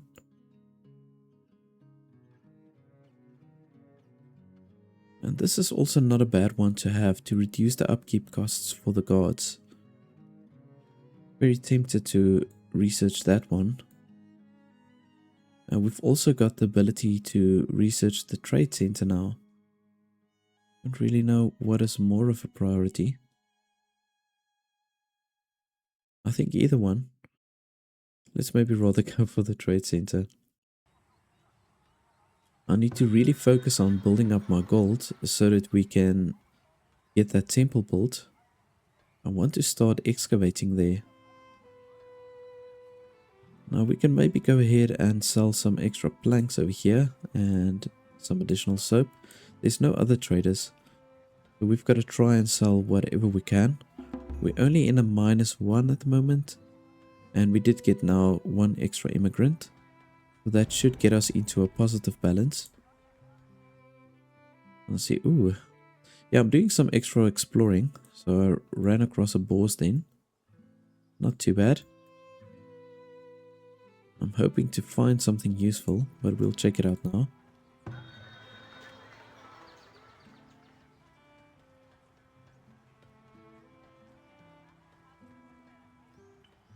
I do think upgrading the trading center is a bigger priority, because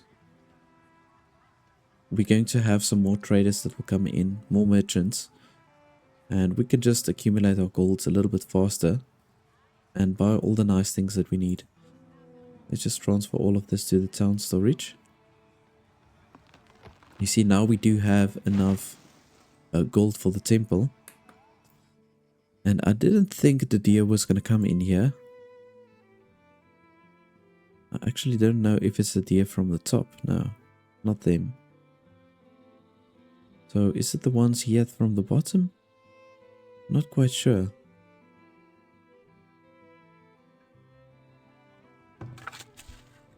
Where this deer came from. Okay, but I guess it's about time to set up the fences over here. Let's maybe just do that. I'm going to pull it a long one through like this, because we're going to add quite a few extra crop fields over here. But let's just do this. And I'm going to add a few fences. Or rather a few gates here. And let's do the same here at the top. Pull it all the way through. While I was building the fences here for the goat barn on this side, it showed that there's a bandit camp not far from here. It just said warning, raider camp nearby. So I've got to just keep that in mind. Build up my soldiers on this side. And get some proper weapons. I've got to get that also right before I go out. I've got enough gold now to place the temple, but I'm going to just wait for a few traders to pitch up, so that we can just put some extra gold into our treasury, because that's going to basically take 1,200 now of the gold that we've got. So we'll only have about 300 left, and there's also a monthly cost of 15 gold. So we're going to then obviously go into the minus again. But I'm going to just take a gamble and hope that I'm getting a really good relic. And also that we'll get a nice influx of villagers in again. We've got this extra knowledge point, and I'm considering just placing it here. 30% recovery rate from the festering wounds, because once we've got this, then we can go to the next level, which will unlock the hospital. That will give more desirability, and also we can cater for more people to be booked into the hospital, or the healer's house, that is. It's either that or we get a glassmaker, but then again, once we've got the temple built, we are going to get that extra knowledge point, and we're 2 months away from just getting our general knowledge. So I don't think that's the issue. I've got to look at a location. I've changed my mind a couple of times on where I want to place this temple. But I think I'm going to just go ahead and place it more or less over here. It's pretty central. You can see all of the houses will get increased desirability if I do place it over here. So let's maybe go for it. I'm gonna just put it down over there. We are going to get some traders in very soon. I just want to color in all of these stones. We are lacking a little bit of stone. So we need 100. We're at 64 now. Let's just see here with this next trader coming in. Off screen I also built myself a vault. That's something that was long overdue. So at least that's now up. So let's see here. We can purchase... Now we could have purchased horses. And I'm not going to bother with the chickens now. I just want to see where our population is at the moment. 23. Yeah, you see, so I'm not going to bother adding or buying some extra chickens. I'll rather than just transfer them from this chicken coop. Let's just maybe build another chicken coop over here. I'm going to just place it down like so. Okay, we do have this goat shed. If we get a trader that's willing to sell some goats to us, then I'll maybe assign some workers. But for now, it's not needed. We can sell a few shoes. I'm going to just maybe do 20 something. And we can definitely sell some of the planks. Our production is pretty good with that.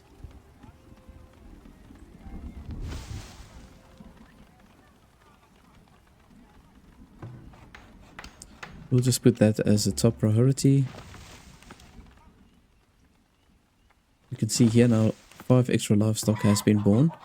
So we're over the limit. They will now start slaughtering those extra chickens. The extra 2 that we had. Oh, I was hoping they were born a little bit later so that we can then just transfer them over. But that's okay. Not a train smash.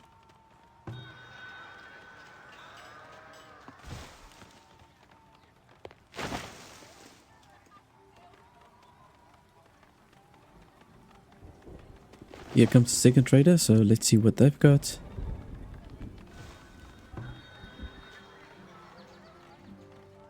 Alrighty, we can purchase some shields if we really want to. I'm gonna just go ahead and sell some of my pottery. And my labor force is a little bit on the low side again. We constantly go back and forth with this low labor force. There's just so many things we need them for. So I'm going to maybe just go ahead and purchase 4 or 5 shields. I did assign another soldier over here, so at the moment we've got 5 soldiers.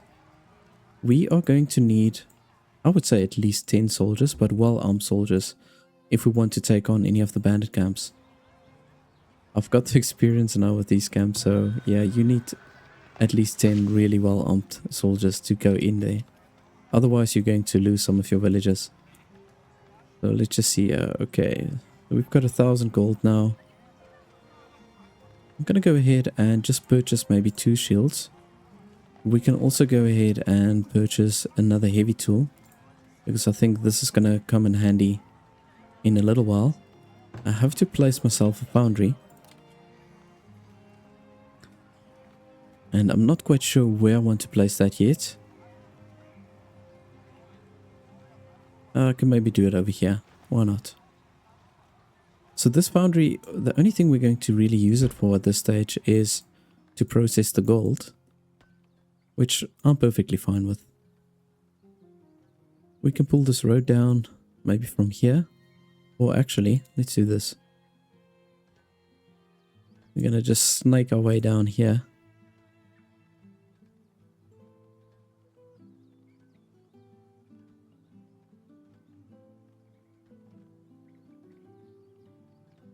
That's it. I'm going to just pull the road down, just keep it there for now. We'll wait until we get those extra villagers in before I place the actual mine. And I'm not going to assign any workers here by the foundry. But then we can start processing our first gold. The food at this stage is looking pretty good because I've got all 6 of these farms running at the moment. You can see the deer, they are starting to come in from far. Actually coming from all the way over there. I didn't think they were going to go this far. Oh, here's another one. Oh, so this is actually from this spawning point where they're coming in. What we can do, let's maybe build a hunter on this side. And just to kind of like keep them at bay while we close this off.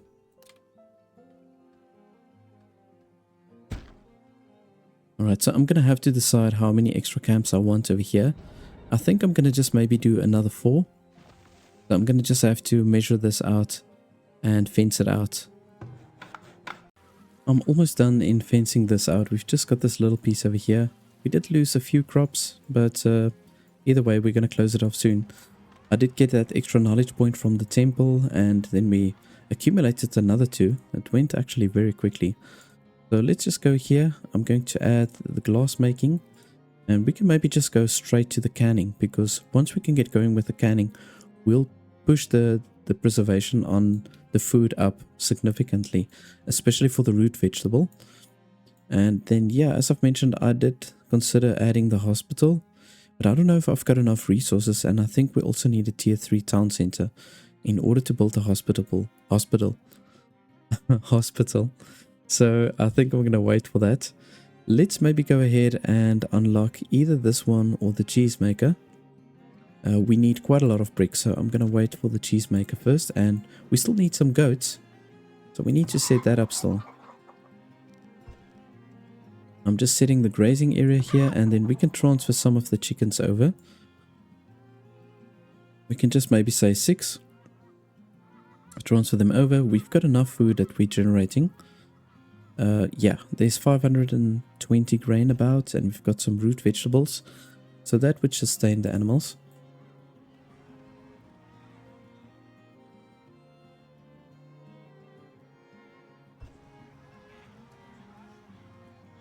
What we can do, I'm going to just wait for this winter to pass, and I'm going to send some of my soldiers up here to the excavation site, and then I'll get the laborers also to just start excavating there.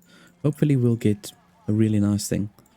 There's only one relic that gives you like a negative stat, and I think there's a total of 13 or 14 different relics. So 1 out of 13 chance that we will not get a good one. It's not the greatest relic that I found. So the one that I got was the root of the first tree. So what it does is it gives us a 15% faster growth with the trees, and then also orchards produce 25% more fruit, which that is not too shabby, I must be honest. We can actually look at adding another arborist over here. I'm going to just do that. Yeah, let's just place it maybe down like so. And then we can plant a whole bunch of extra apple orchards for ourselves. We did get about 10 extra villages that came in. So you can see the labor force is not looking too bad. I added myself another soldier, so we've got now 6 soldiers defending the town. I would like to maybe have more in my company, just to send them out to take on these bandit camps, but we don't even have proper weapons yet, so yeah, I'm gonna have to wait a while still. Let's see, so we can sell a whole bunch of our planks. Why not? And here we can purchase some extra shields. And then, I don't know, it's a lot of gold, but I'm thinking maybe we should just get some proper weapons and just take on these bandit camps, because if we can take them out, we will definitely get some extra weapons from the bandit camp itself. So I don't know, maybe I should just do that. Use whatever gold I can and just contribute towards the actual weapons and take on these camps. It is small camps. We've got one small camp over here, and I'm not sure how big the camp is here at the top, but I'm guessing it's also a small one. When we initially saw the map, it looked like a small one, so yeah. I'm going to unassign these villages that's here by the foundry. Let's rather place our mine first. Now we're going to need coal as well as mine workers here, so let's see, gold mine.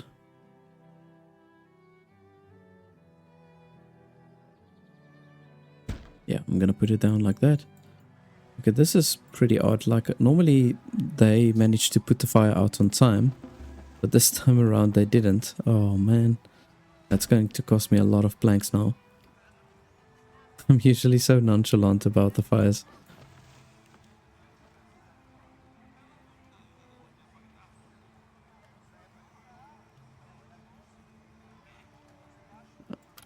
We'll have to look to add ourselves a charcoal kiln.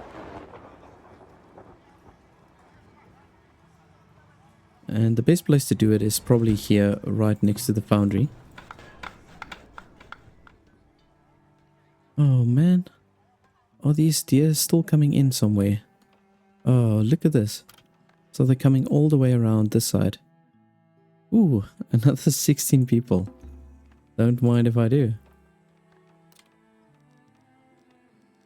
So this is a spot that I missed. They are so sneaky. They will worm their way in here. Whichever way What they needs can. doing?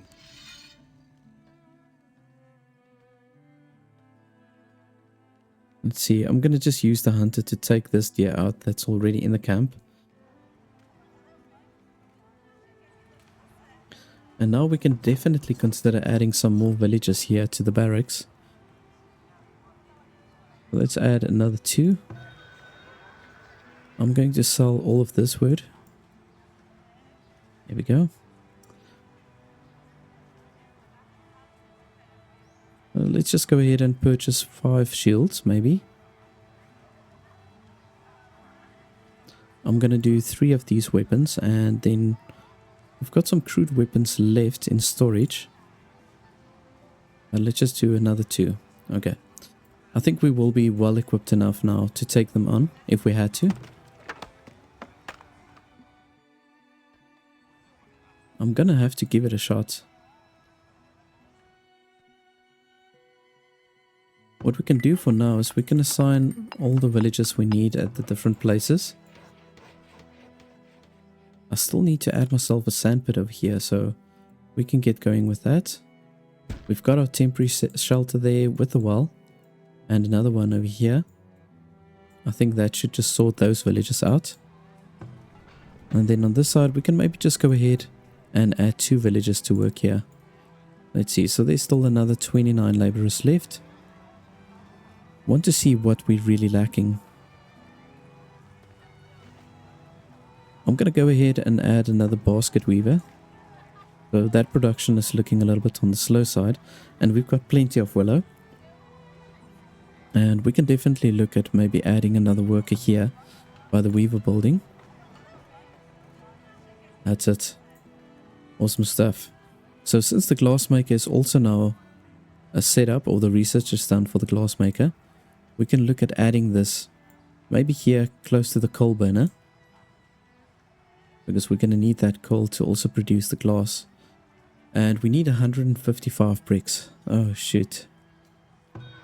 So the only way we're going to be able to do this if we get a trader that's willing to sell the bricks for us. Which we do get that quite often.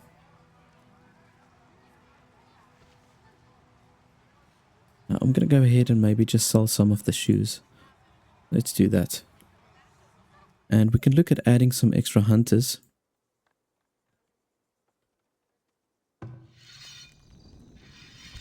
Just to keep that smoked meat production going nice and high. We've got 3 over here, another one here. So he's sorting out the deer on this side. We can maybe look at adding another hunter over here. Trust me, you're going to want to have a lot of these. Especially if you don't have goats and cows yet. You're going to really have to step up your hunting game. What I want to do here, since we've got a really good labor force now, I'm going to add 1 additional worker to each of these crop fields. And that should help us to produce a little bit more every year on these crop fields. So yeah, let's just do that. I wanted to also show you when we go to the resource tab, this is actually where you can see how long it will take for the food to spoil. So I thought the fruits, if you preserve that it will spoil a little bit faster than the veggies, but it actually does last the same amount of time. So you can see the spoilage time before it goes off is 75 months. So they must have definitely increased the spoilage time for these preserves, but you can see for both the vegetables and the preserved fruit, they both can last up to 75 months, and then for the cheese we can get up to 45 months. So these are the highest value foods in regards to how long it takes before they spoil. Nuts is also pretty decent. We can keep the nuts for up to 22 months. And then lastly, the smoked meat. This is something that we really want to get going. So they've increased the the time in how long it takes for the smoked meat also to spoil.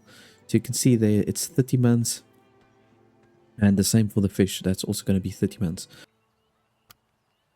We've got way more facilities that uses the firewood, so I definitely need to up my wood production.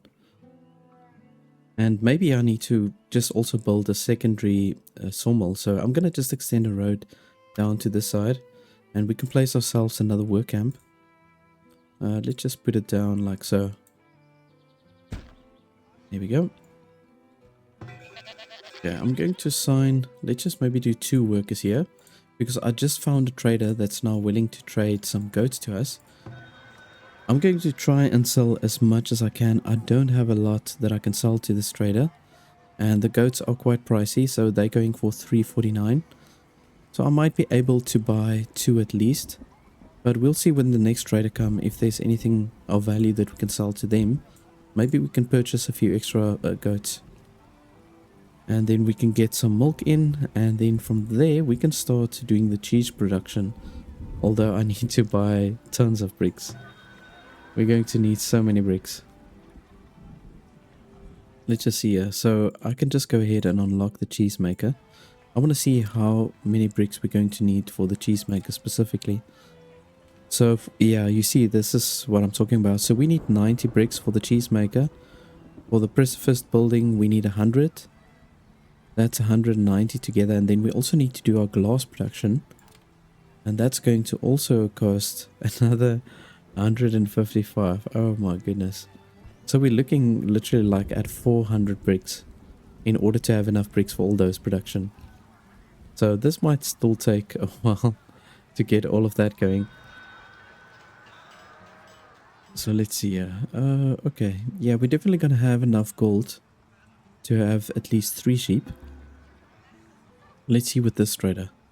Yeah, this is what I was hoping for. Oh, beautiful. We've got a lot of bricks that we can buy from them. So let's rather, we're going to sell these resources, and then we're going to use that then just to purchase those bricks. That is just as important instead of now buying additional goats. So I'm going to buy the 3. And let's just place them here into this goat shed. We've got 2 workers there to support them. So that's perfectly fine. And we've got a lot of goodies that we can now sell to the second trader. So we'll build up a decent amount of gold. I'm hoping that we can purchase all of those bricks. Yeah, we might get very close to purchasing all of them.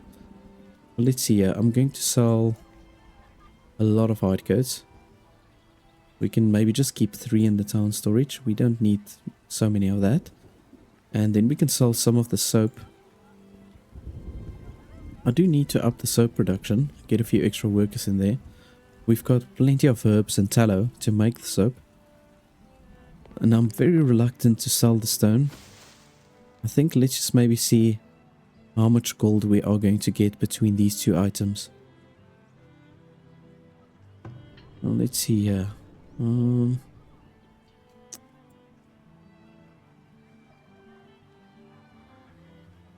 The gold mine is up and running already, so yeah, they've got to now just take it here to the foundry to start producing some gold. I did build another wagon shop over here. We can maybe just add another worker. We've got enough laborers.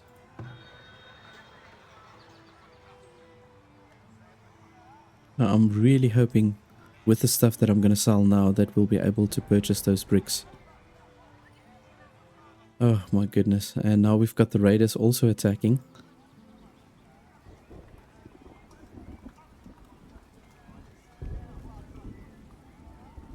Let's just check this out. We've got 8 infantry. It will be done.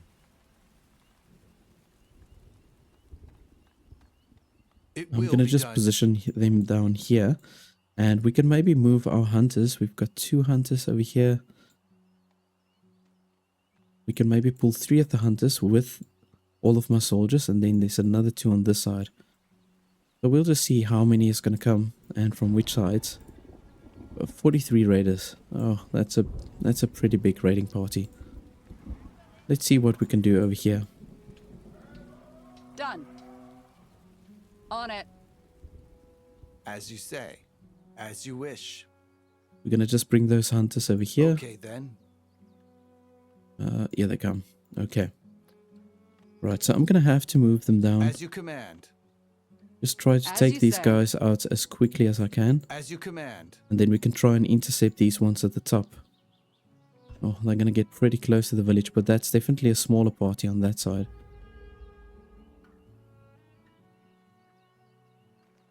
At once.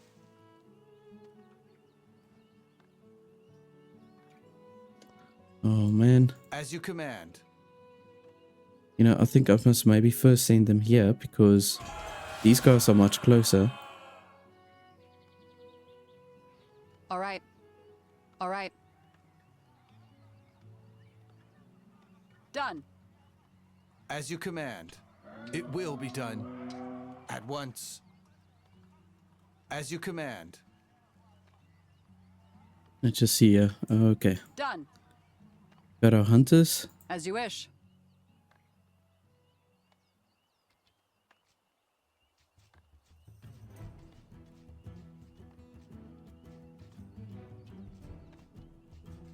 Oh, might actually lose one of our guys over here. Quickly retreat, Will retreat, do, retreat, as you retreat. say. On it.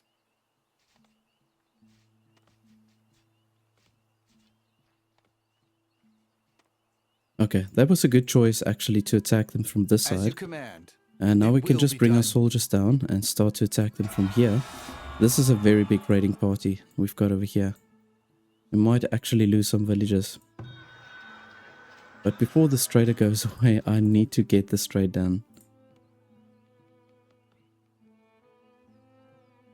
So let's see here. Oh, we're falling very short with the bricks. Buy and transfer. So I'm kind of tempted just to sell a whole bunch of the stone. Let's maybe do that. Yeah, so you can see we've already lost 3 villages. That's quite At unfortunate.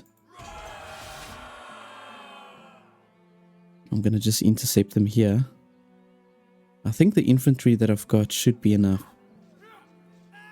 to just keep these guys at bay. Wow, there's so many of them.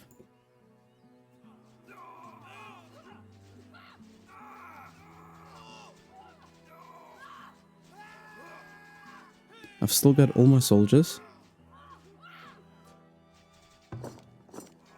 So yeah, the health is looking pretty decent still.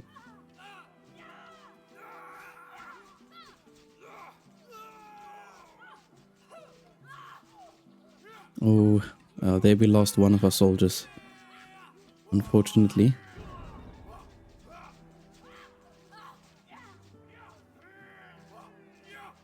Oh man. Oh wow. Where did these guys come from?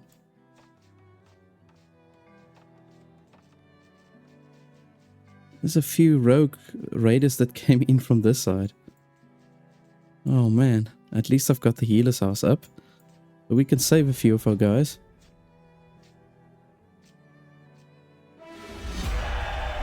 As you command.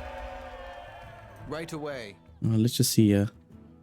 So we lost 6 villagers. That's not too bad. Taking At in once. consideration that we were attacked by 43 people. At once. Okay, all these guys are fleeing. I suppose I can leave them. Yeah, they've got no At intention once. to still attack. So let's just say to these soldiers to retreat. Send everybody else back to work. Right, and hopefully we can bring all the stone here to the trading post. So that we can just purchase the remainder of that stone. Or the bricks rather. Oh, only 8 days left.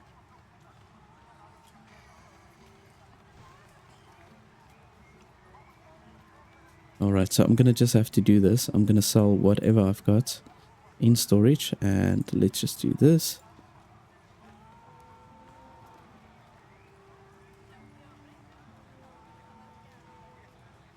That's not too bad. So we've got over 300 bricks now. there's a couple of the advanced food productions that we can get set up. The cheesemaker being one of them, and the precipice the other one. I can only do 2 out of the 3, so it would make more sense maybe to put this building up to do the preserves and then also to get the glass making going. We've got everything that we need for the glass making. Yeah. Maybe that's a better idea to get going with that.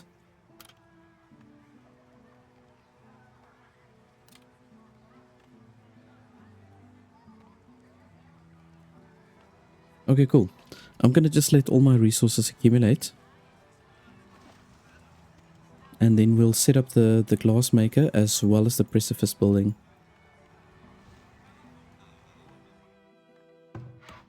We've got now the work camp set up over here, and I'm going to assign them 50-50 for the wood and for the stone. We just got a massive chunk of immigrants that came in now. And I don't know why, but it shows here that our gold, our residual income is 114. I don't know why it's that high. It really beats me. Okay, but this does give us an opportunity to do quite a few things over here. So with the amenities, I want to definitely get myself a rat catcher. And as much as I would like to place a decorative structure in here, I think I've got to place one of these there. And maybe another one over here, where our storages are. And then I think we can complete our army. I should just go for it. So let's see here. We've got... Oh, well, that's a bummer. We've only got 4 crude weapons left. And 3 shields. So you know what I can do? Maybe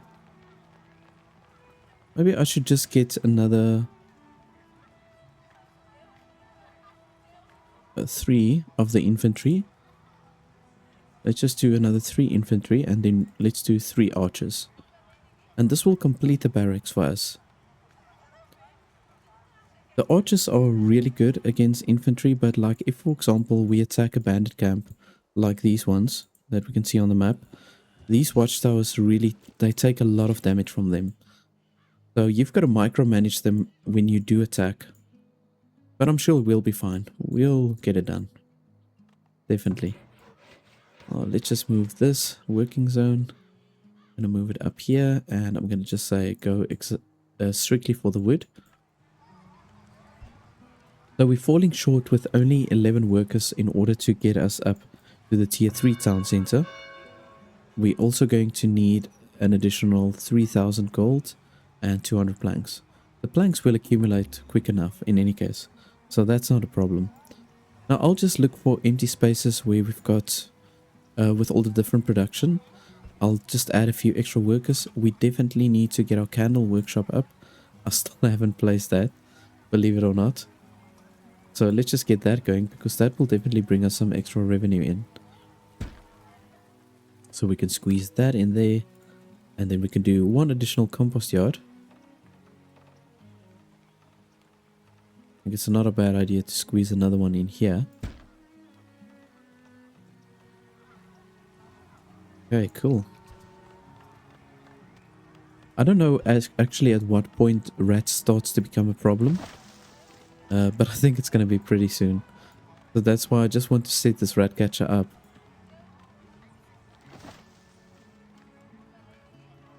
We're now in the minus 13, but this is only because of all those extra infantry that I've assigned at the barracks. I want to get them fully kitted out, and I'm going to send them to attack the bandit camps, or the raider camps rather. So let's do this. As you command. As you command. At once. We did receive another knowledge point, so let's see where we can place this. Extra healed for the beans, greens and root vegetable. Beautiful. I'm gonna definitely go for that one.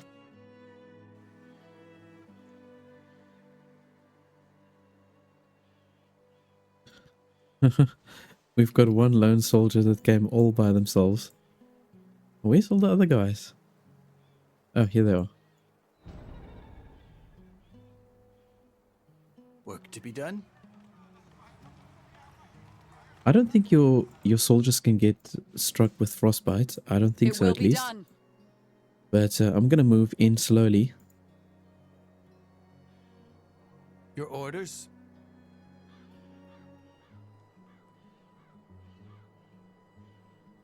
Right, so we're gonna have to move in here now.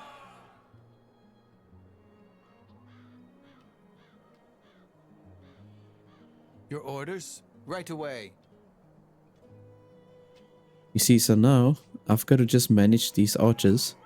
If they take some damage, I've got to move them back It and will then be just done. bring them closer again. Right away.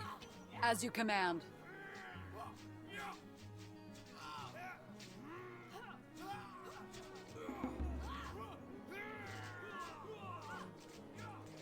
Okay, cool. This is what I like to see. We're doing pretty good. We've only got one soldier that's a little bit wounded there. If I lose one soldier, it's not too bad. Your I'm okay orders? with that. But I'm gonna move this guy back in any case. Go, go, go. Go, go, go.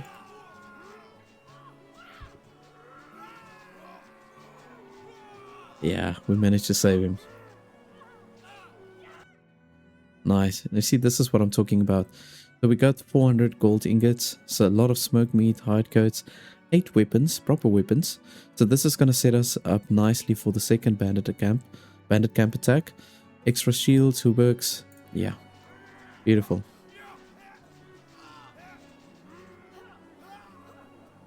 This villager that you see over here, that was a long time ago actually. This was one of my explorers that's still laying over here. And now they can finally bury this guy. And wow, we've got a lot of stone here. It's just a bit far away from my village. So I don't know, I'm not going to bother with that now. There we go. So we're going to just send all of these guys back. And I'm going to send them out to just to go attack the other bandit camp. The other attack should go a lot easier because we've got now proper weapons. We've got 2 of our soldiers that's going to have the hooberks. So yeah, I think that should be relatively easy. Candle workshop is also up and running. So from here, we're going to now take out the bandit camp here at the top. I'm not quite sure where it is. We've got to now just feel our way here through the dark. But I'm going to send my soldiers out. I think they are well equipped now. So let's just check this out. So yeah, we've got actually only one of our soldiers that's equipped with the hooberk. But that's okay. At least everybody has now got the proper weapons. And everybody has got shields. So I'm confident enough to go through with this. At once.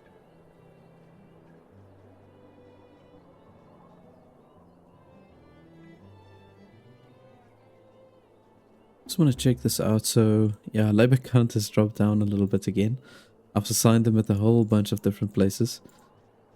We've got 2 workers over here. I might need to get maybe another one.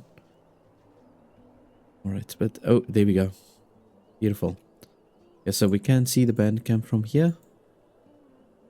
Just to need to make sure to get all of my infantry soldiers together. See, we've got some 2 slow coaches over here.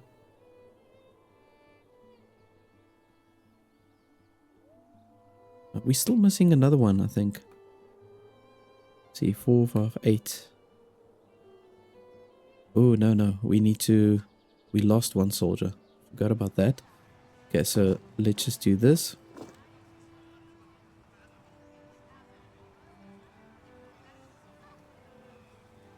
No, where is the 9th soldier? There is a 9th soldier. There he comes. Oh, man. Where on earth was this guy?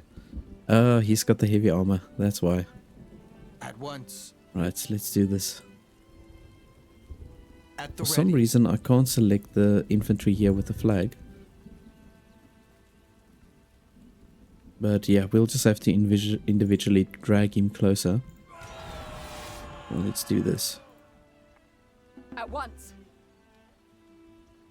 At the ready. Right away.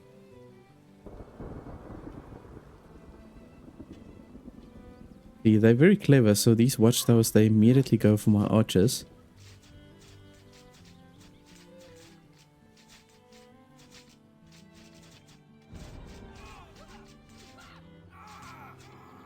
Okay, now I think we're gonna have a good run here. Right away.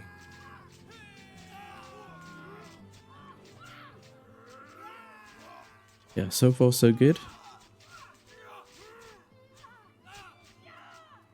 It will be done.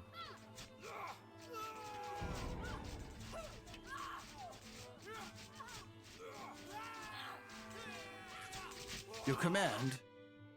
Nice. Yeah, so 363 gold. Got another 8 weapons and 3 hubux. Ooh, and we've got a relic. Tusk of the Autumn Boar. Now this is a great relic to have. Shields and hide coats provide 4 extra armor.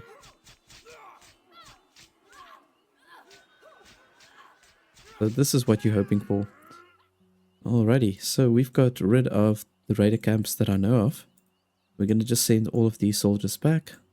And then our villagers can just collect whatever's there. Just want to see, we have to assign another priest in order to activate that relic. So let's do this. Dusk of the Autumn Boar, beautiful. So now when we get our next attack on our village, we should do a lot better with that extra armor that we've got on.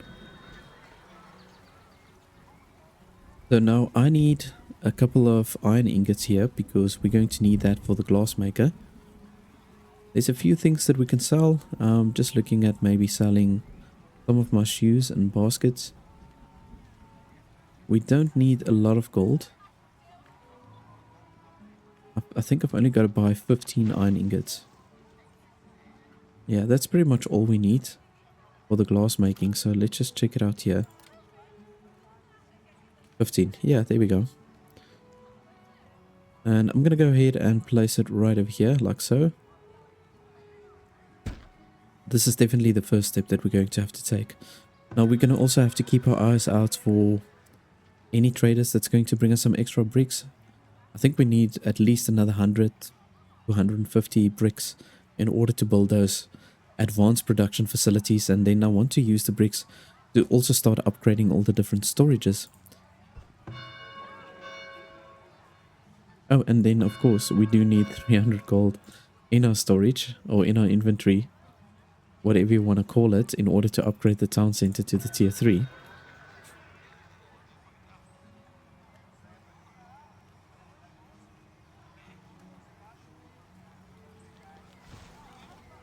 Right, so let's see here, 15. I'm gonna literally just purchase the bare minimum. And now we got another knowledge point over here that we can assign somewhere. So of course I do need the deep mine for that one sand pit. I just want to see before I go that route. With the sand pit that we've got currently, I know there was originally 3,000 something. Just want to see how much is left. Still 3,130. I think we're going to be okay for quite a while. So I'm not going to bother too much opening up this. We can maybe increase the carry capacity here for the wagons. This is getting pretty important now, just to boost that. But as you can see, because we're producing those gold ingots, our gold is actually looking really good, even though we're in a minus.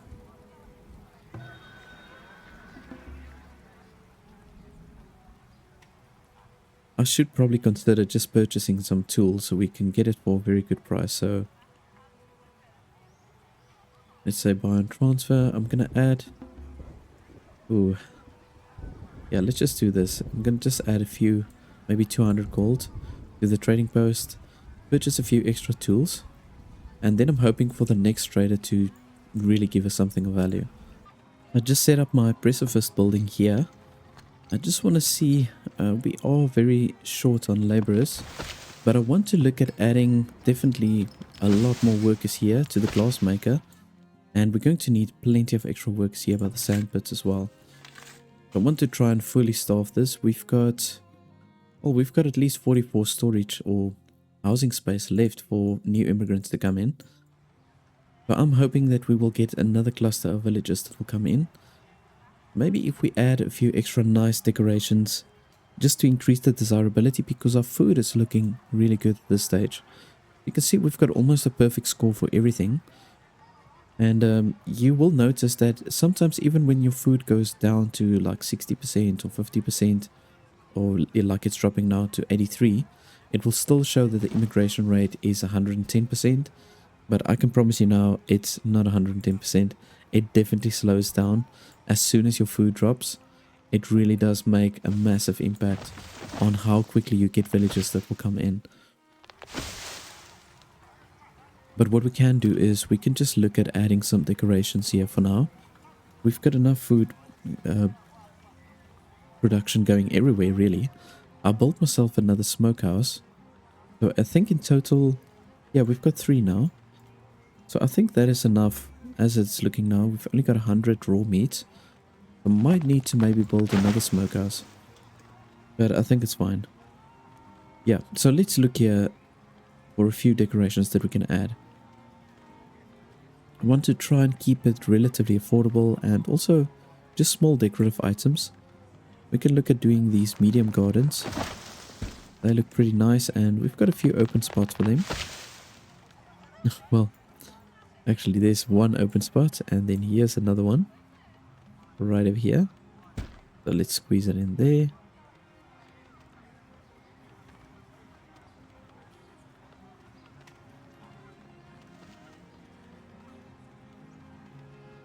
Right, so now from here we'll definitely focus on just adding some of the smaller gardens.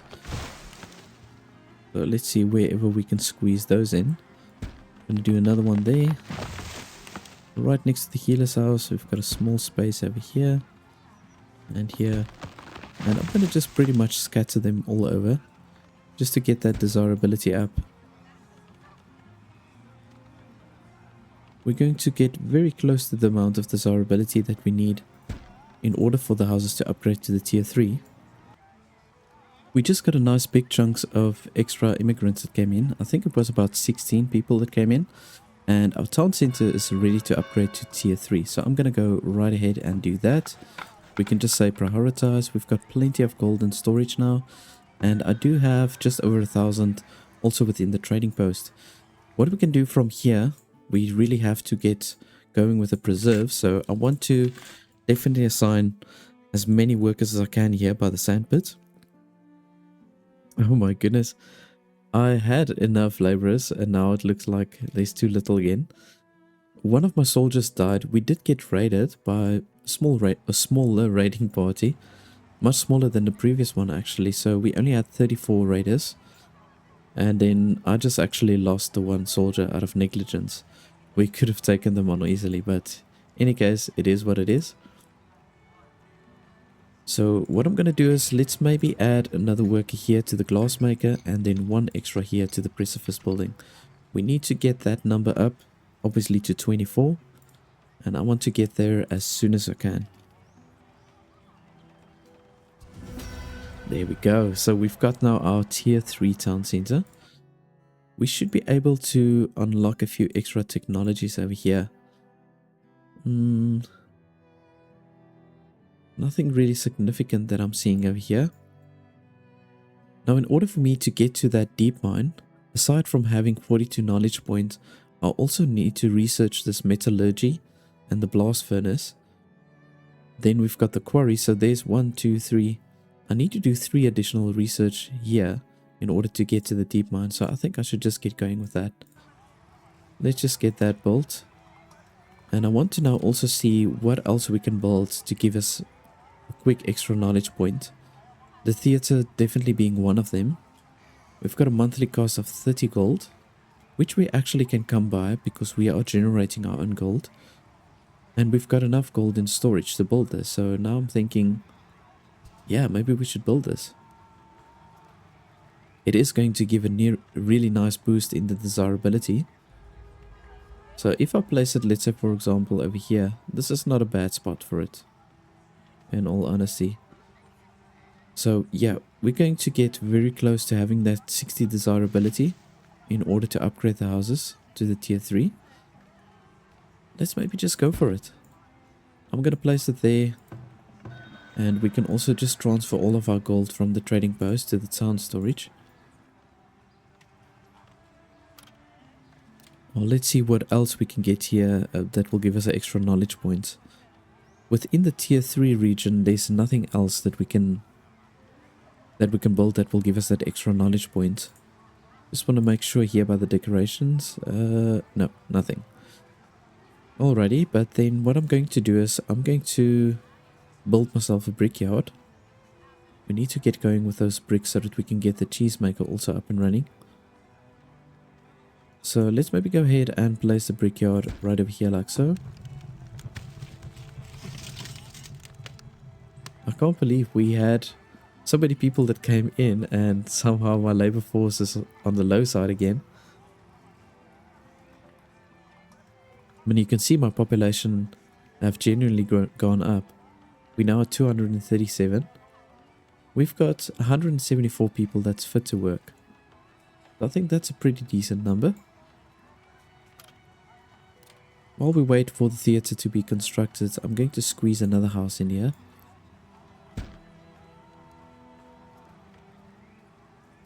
Just want to see, make sure that they are within range of the marketplace. The only thing that I can do is maybe to squeeze another house in on this side. Yeah, I'm gonna just do that. Theatre has been up and running for quite some time now, and I still haven't gotten any influx of villagers, although there was a lot of children that was born. But at the moment, as you can see over here, we've got still only 174 people that's fit to work. Then you can see there's 68 children and 20 infants. So in other words, 88 of the people in our village cannot contribute to it. But that's a whole lot of mouths to feed. So in order for me to achieve the specific goal that I want to achieve, I abstain from basically doing this research over here, the midwives. I don't want them to get children quicker, because otherwise we end up sitting with too many different children and nobody can actually contribute towards the village. I am extending it downwards, just building some extra houses. I should consider maybe adding another marketplace here at the bottom. We've already got one of our houses that's upgraded to a tier 3, as you can see over here. Very cool looking. And then I decided on this side to build myself a barn, and just for in case we get any people that's willing to sell cows to us. I am currently also upgrading this trading post into the trade center, and then hopefully we're going to get the right traders that will come in, and so that we can just really quickly get to where we want to be. I was able to sell a whole bunch of the honey. It has been accumulating over such a long period of time, and I did manage to buy some extra goats. So currently we've got 9 goats in this barn over here, and then another 3 on this side. I am thinking of maybe just transferring 1 or 2 over. Yeah, let's maybe transfer 2 over to this side. So we've got a better milk production at this stage. You can see there we're sitting with the 90 milk. And I really want to get going with the cheese production, because this is going to help us to get to our goal. But we do need those extra villagers. We need the children to grow up, either one of those. But once we get those villagers, we will quickly get to our goal. You see, this is what I'm talking about. So now we did get a cow, which is great. We can actually sell a few things to this trader just to generate some extra money, so that we can maybe buy 2 of them. I'm gonna just say sell up just over 60, and we can sell a few of our clothing pieces. We're not getting a lot of gold for it, but either way, I'm gonna just go ahead and sell that. We need to accumulate at least 1,400 gold. Just want to see if there's anything else that we can sell here. Yeah, maybe I should rather sell to this trader over here. They're giving me much better gold, actually. But I'm going to sell my clothing pieces to this trader. Hopefully they'll bring the clothing on time. Oh, here we go.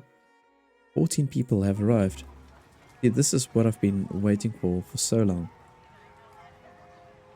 Awesome stuff. Okay, now this is going to really set us up to where we want to be. Nice. So we're going to go ahead and purchase ourselves 2 cows.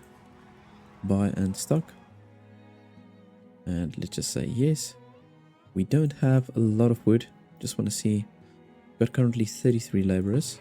I'm going to just go ahead and add one more worker here. This work camp. Just to get the wood a little bit faster. We've got all the villages that we can assign here to the sand pit. So that's fine. I'm not going to bother with that too much. Our glass is starting to accumulate. And we've got a lot of preserves. So as you can see, we've got now 666 fruit preserves. And just over 500 for the vegetables. Okay, so we're on the right track. We now need to just stimulate our milk production here. So I'm going to just go ahead and fence this out.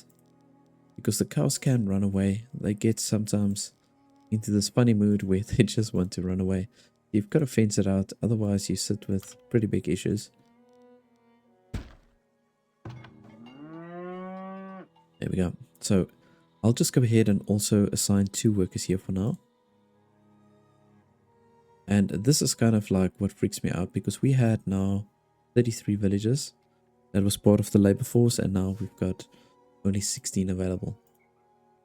Yeah, so at this stage, when the village grows up to this point, your labor force really jumps up and down. I think it's maybe because I've got a few trees colored in that I want them to chop down. I'm not really sure.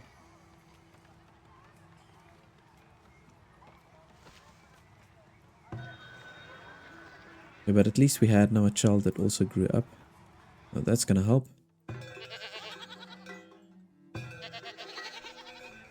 Okay, so the next step from here will be to get the cheese maker. Definitely. We are producing our own bricks now, so we are falling... No, we've got enough bricks. Perfect. So I'm going to go ahead and place our cheese maker right over here. And hopefully we've got enough workforce to just start producing the cheese.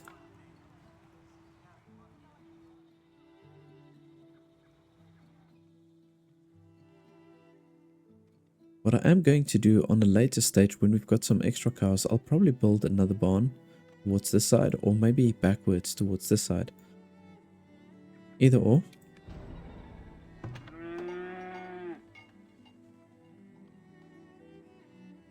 Want to check something here? Yeah. Okay, so the milk production we're going to get here is going to be really slow at this stage. I'm definitely more dependent on the goats.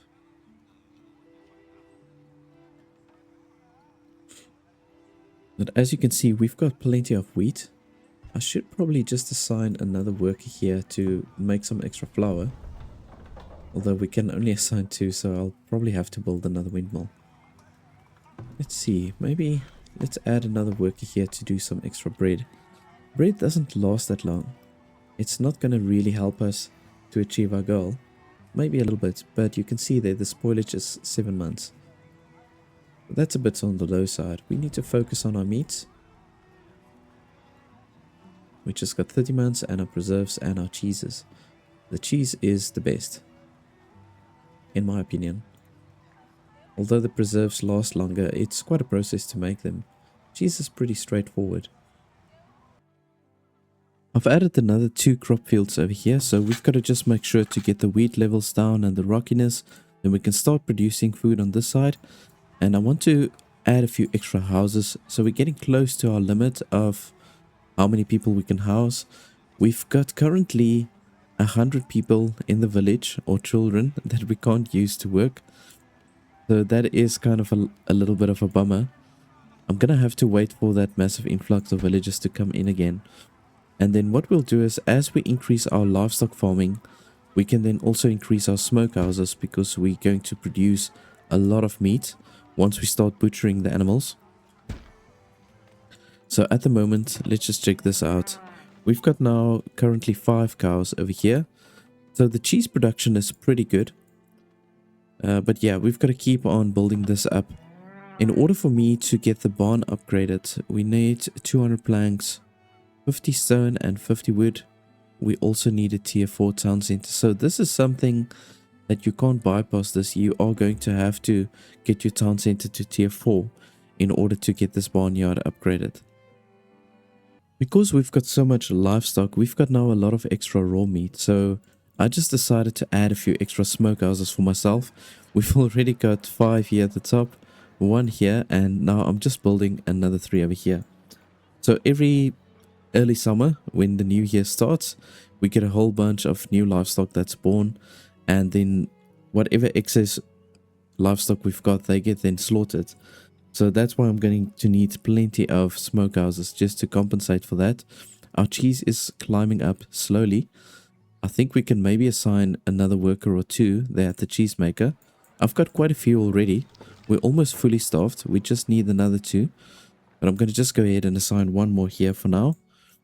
Let's see, what else can we do?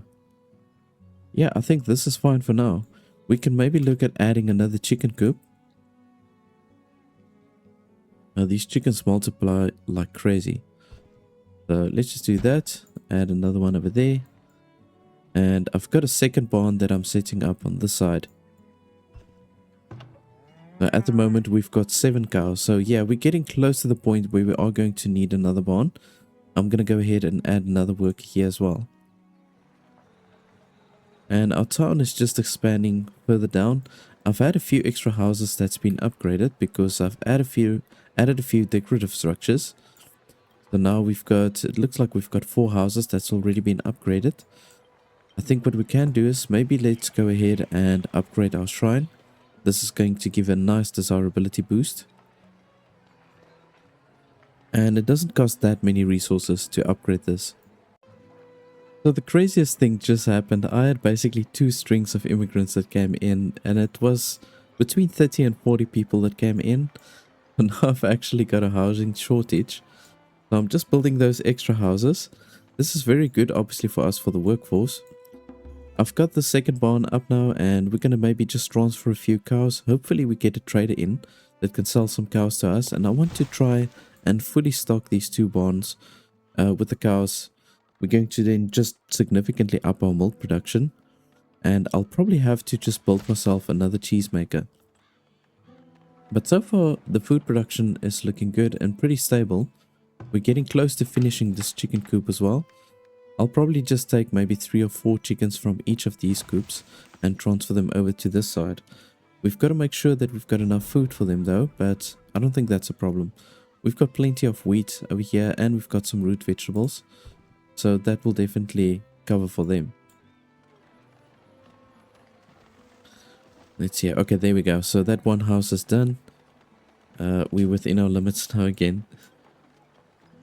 But I think this would be a pretty cool looking city if we actually fill up this whole space in the middle of this wall that we've got. Let's just pull this up.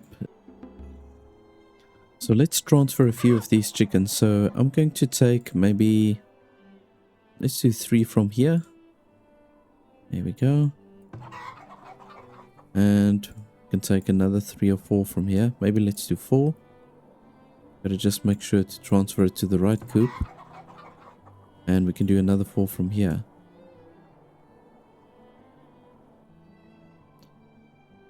I also want to just extend this road down.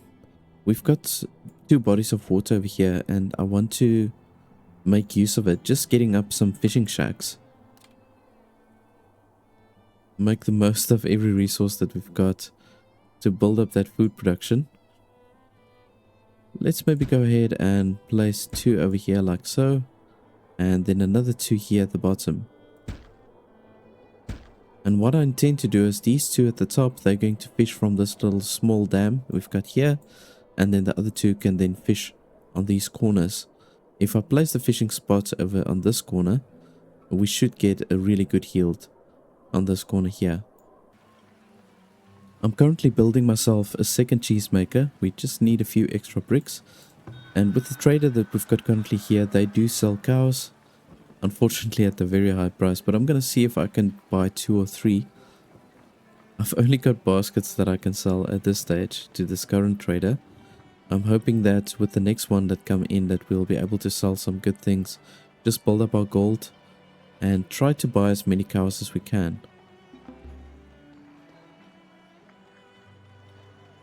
Let's just fast forward this quickly. Now there you can see we've got 31 animals, livestock animals that was born. They don't specify which ones were born. So let's see here. Okay, we've got now a population of 10. This is good. So I'll maybe transfer 2 of them over to the other barn. And then over here, both our goat sheds are full. So we got 3 extra goats.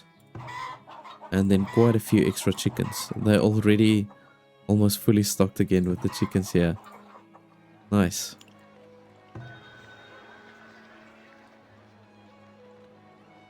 And we only have enough gold just for 1 cow.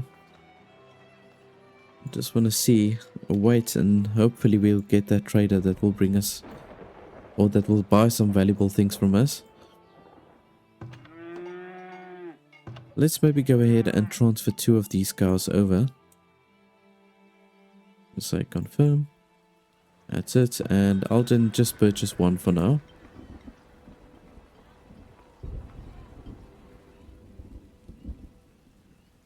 That's it. Right, so once the second cheesemaker is up and running, we should be producing some really good amount of cheese. Now with all the animals that we slaughtered, you can see we've got that excess amount of raw meats. And we've got plenty of smokehouses to compensate for that. Now here comes the other one. Let's just check this out. Oh, what a bummer. Okay, so there's not a lot that I can sell. The previous year I sold a lot of my clothing, so that's why there's so little of that. Yeah, I think unfortunately we won't be able to purchase any other cars. But I'll just sell some of these clothing, or this clothing that I've got. And I do need to purchase some tools. We don't have any tools left. Maybe just go ahead and sell some pottery. Got another knowledge point, and everything that I'm getting now I want to allocate towards things that can help us produce food. Now I'm thinking of maybe doing this foothold traps. I haven't upgraded any of my hunting lodges.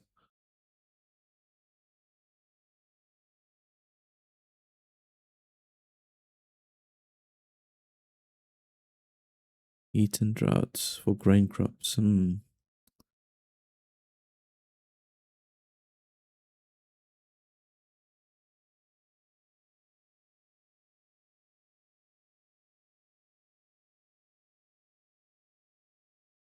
Minus 10% sell price at the trading post. Ooh. This is a nice one. Kind of missed that one. I think I'm gonna just do that. And then we can get much better prices here, obviously. Now that's not going to apply with the current traders that we've got. I'm building a second sandpit here, or a sand mine rather, on the sandpit. Just to stimulate the glass production, because you can see that the sand is relatively on the low side. We do have a little bit of glass in storage, but I want to assign more workers to actually work at the glass maker. So yeah, let's just boost that a little bit. I've got to keep on adding more houses because now the children are getting born so quickly and we're getting more frequent immigrants coming in. I'm guessing they find the city very appealing at this stage because it's like it's a little bit of a snowball effect as the people are coming in. So we've got all our fishing shacks over here. We're utilizing all of these spaces next to the dam or the lakes. We can maybe go ahead and add another one. I'm going to just go ahead and squeeze one in over here. And then the fishing grounds, we can maybe move more towards this side. We do have our infinite iron mine over here. Or deep iron mine. It is infinite, but they call it deep iron mine. I haven't done the deep mine research yet. I've been actually postponing that. But we can do it. We are at that level where we can do it now. So I've got currently 48 knowledge points invested. So we're well over the amount that we needed to be able to unlock this.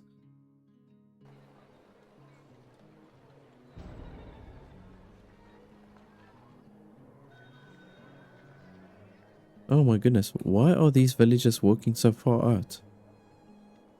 That's a bit strange. Oh, okay, this is actually part of the work camps chopping down region, or where they're getting the rocks from. You can actually just use a soldiers to take down this bear.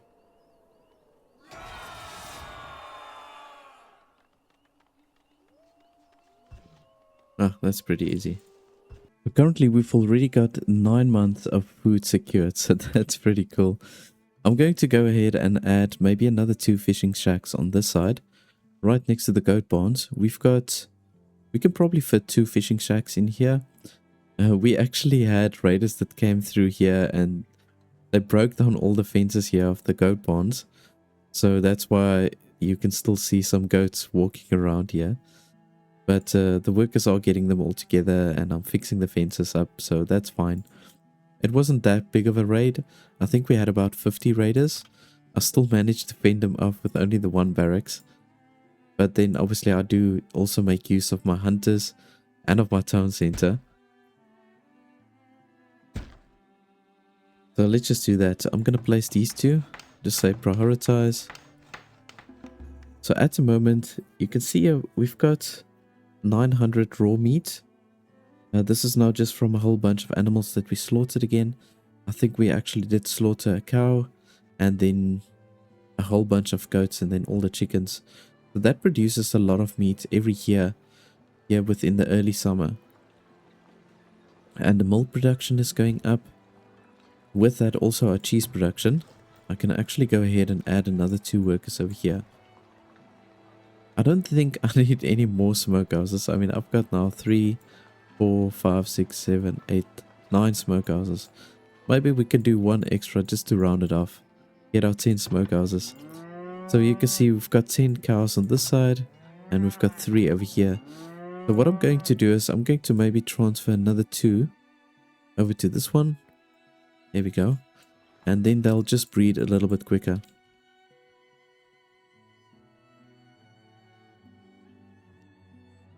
So I want to now see for the next knowledge point that I've got unlocked.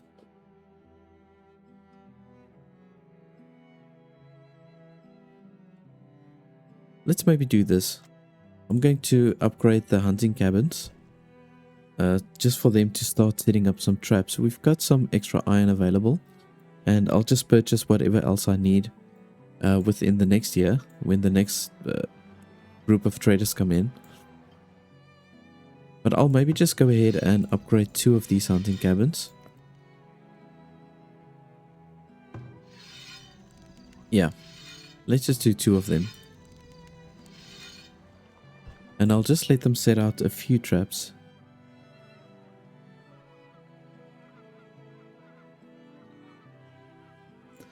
So you can see the sand production has gone up a little bit. So we can definitely add some more glass makers over here.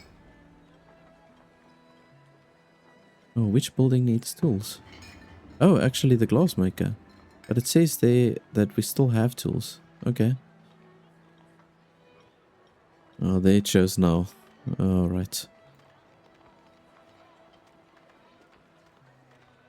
I'm definitely gonna have to buy some heavy tools within the next year. So moving on from here forward, the only thing I can really do is just to keep on adding more smokehouses and more cheese makers in order for us to get to our goal. So let's just completely fully staff these 2 cheese makers. You can just maybe see to add another 2 workers here at this barn so that they can keep up with the milking. Yeah, there we can see now our milk production is really good. And with the 2 cheese makers that we've got, they should also keep up with making the cheese. And then we got a whole bunch of extra meat from that New Year's early summer slaughter. And by the time all this meat is smoked and all this milk is turned into cheese, we should get to that 12-month food supply. So I finally reached my goal in supplying my village with 12 months of food. I'm going to just give you all the stats so that you can just get an idea of what you need to do in order to achieve that. Now, we've got our population just over 400, so this is going to be a good way to determine what you're going to need. I've got currently 3 root cellars, brick root cellars, so you're going to definitely need 3 of that, and we've almost fully filled them up. I might actually need a fourth one. Actually, yeah. We're going to need a fourth one. So some of my food is placed within the warehouse over here, or the storehouse. And that's not really ideal. So you're going to need 4 of the root cellars. And you're going to have to upgrade them. Now with the food production, you can see here that I've got 7 hunting cabins built. I've got 2 forager shacks. I've got 11 fishing shacks. And then with the crop fields, I've got 5 by 8 crop fields. And they've all been staffed with at least 3 workers each. And I'm rotating basically between the wheat products, the vegetables and the flax. Although I don't have as much flax. I think I've got only maybe 4 of them assigned to produce 4 or 5 of the crop fields. I've got assigned to produce flax. I've got the 2 arborists. I've got the 2 barns. That's pretty much got cows fully stocked with cows on each one. Yeah. And then we've got the same here for the goat sheds. We've got 2 fully stocked goat sheds and we've got 4 chicken coops. So this is what's going to be required for you to get your food production up to that level. But you're going to now see this keep on accumulating, and this will easily now accumulate up to 24 months, which was my initial intention to play up to that point. But I think I've proved my point to go up to here, just to show that you can supply your village with at least a year's supply of food. Now I want to thank you all so much for joining me in this playthrough, and if you did enjoy it, please do remember to like, subscribe, also press the bell notification button, then you can stay updated on similar videos like this one. Thank you so much for watching, and then I'll see you in the next one.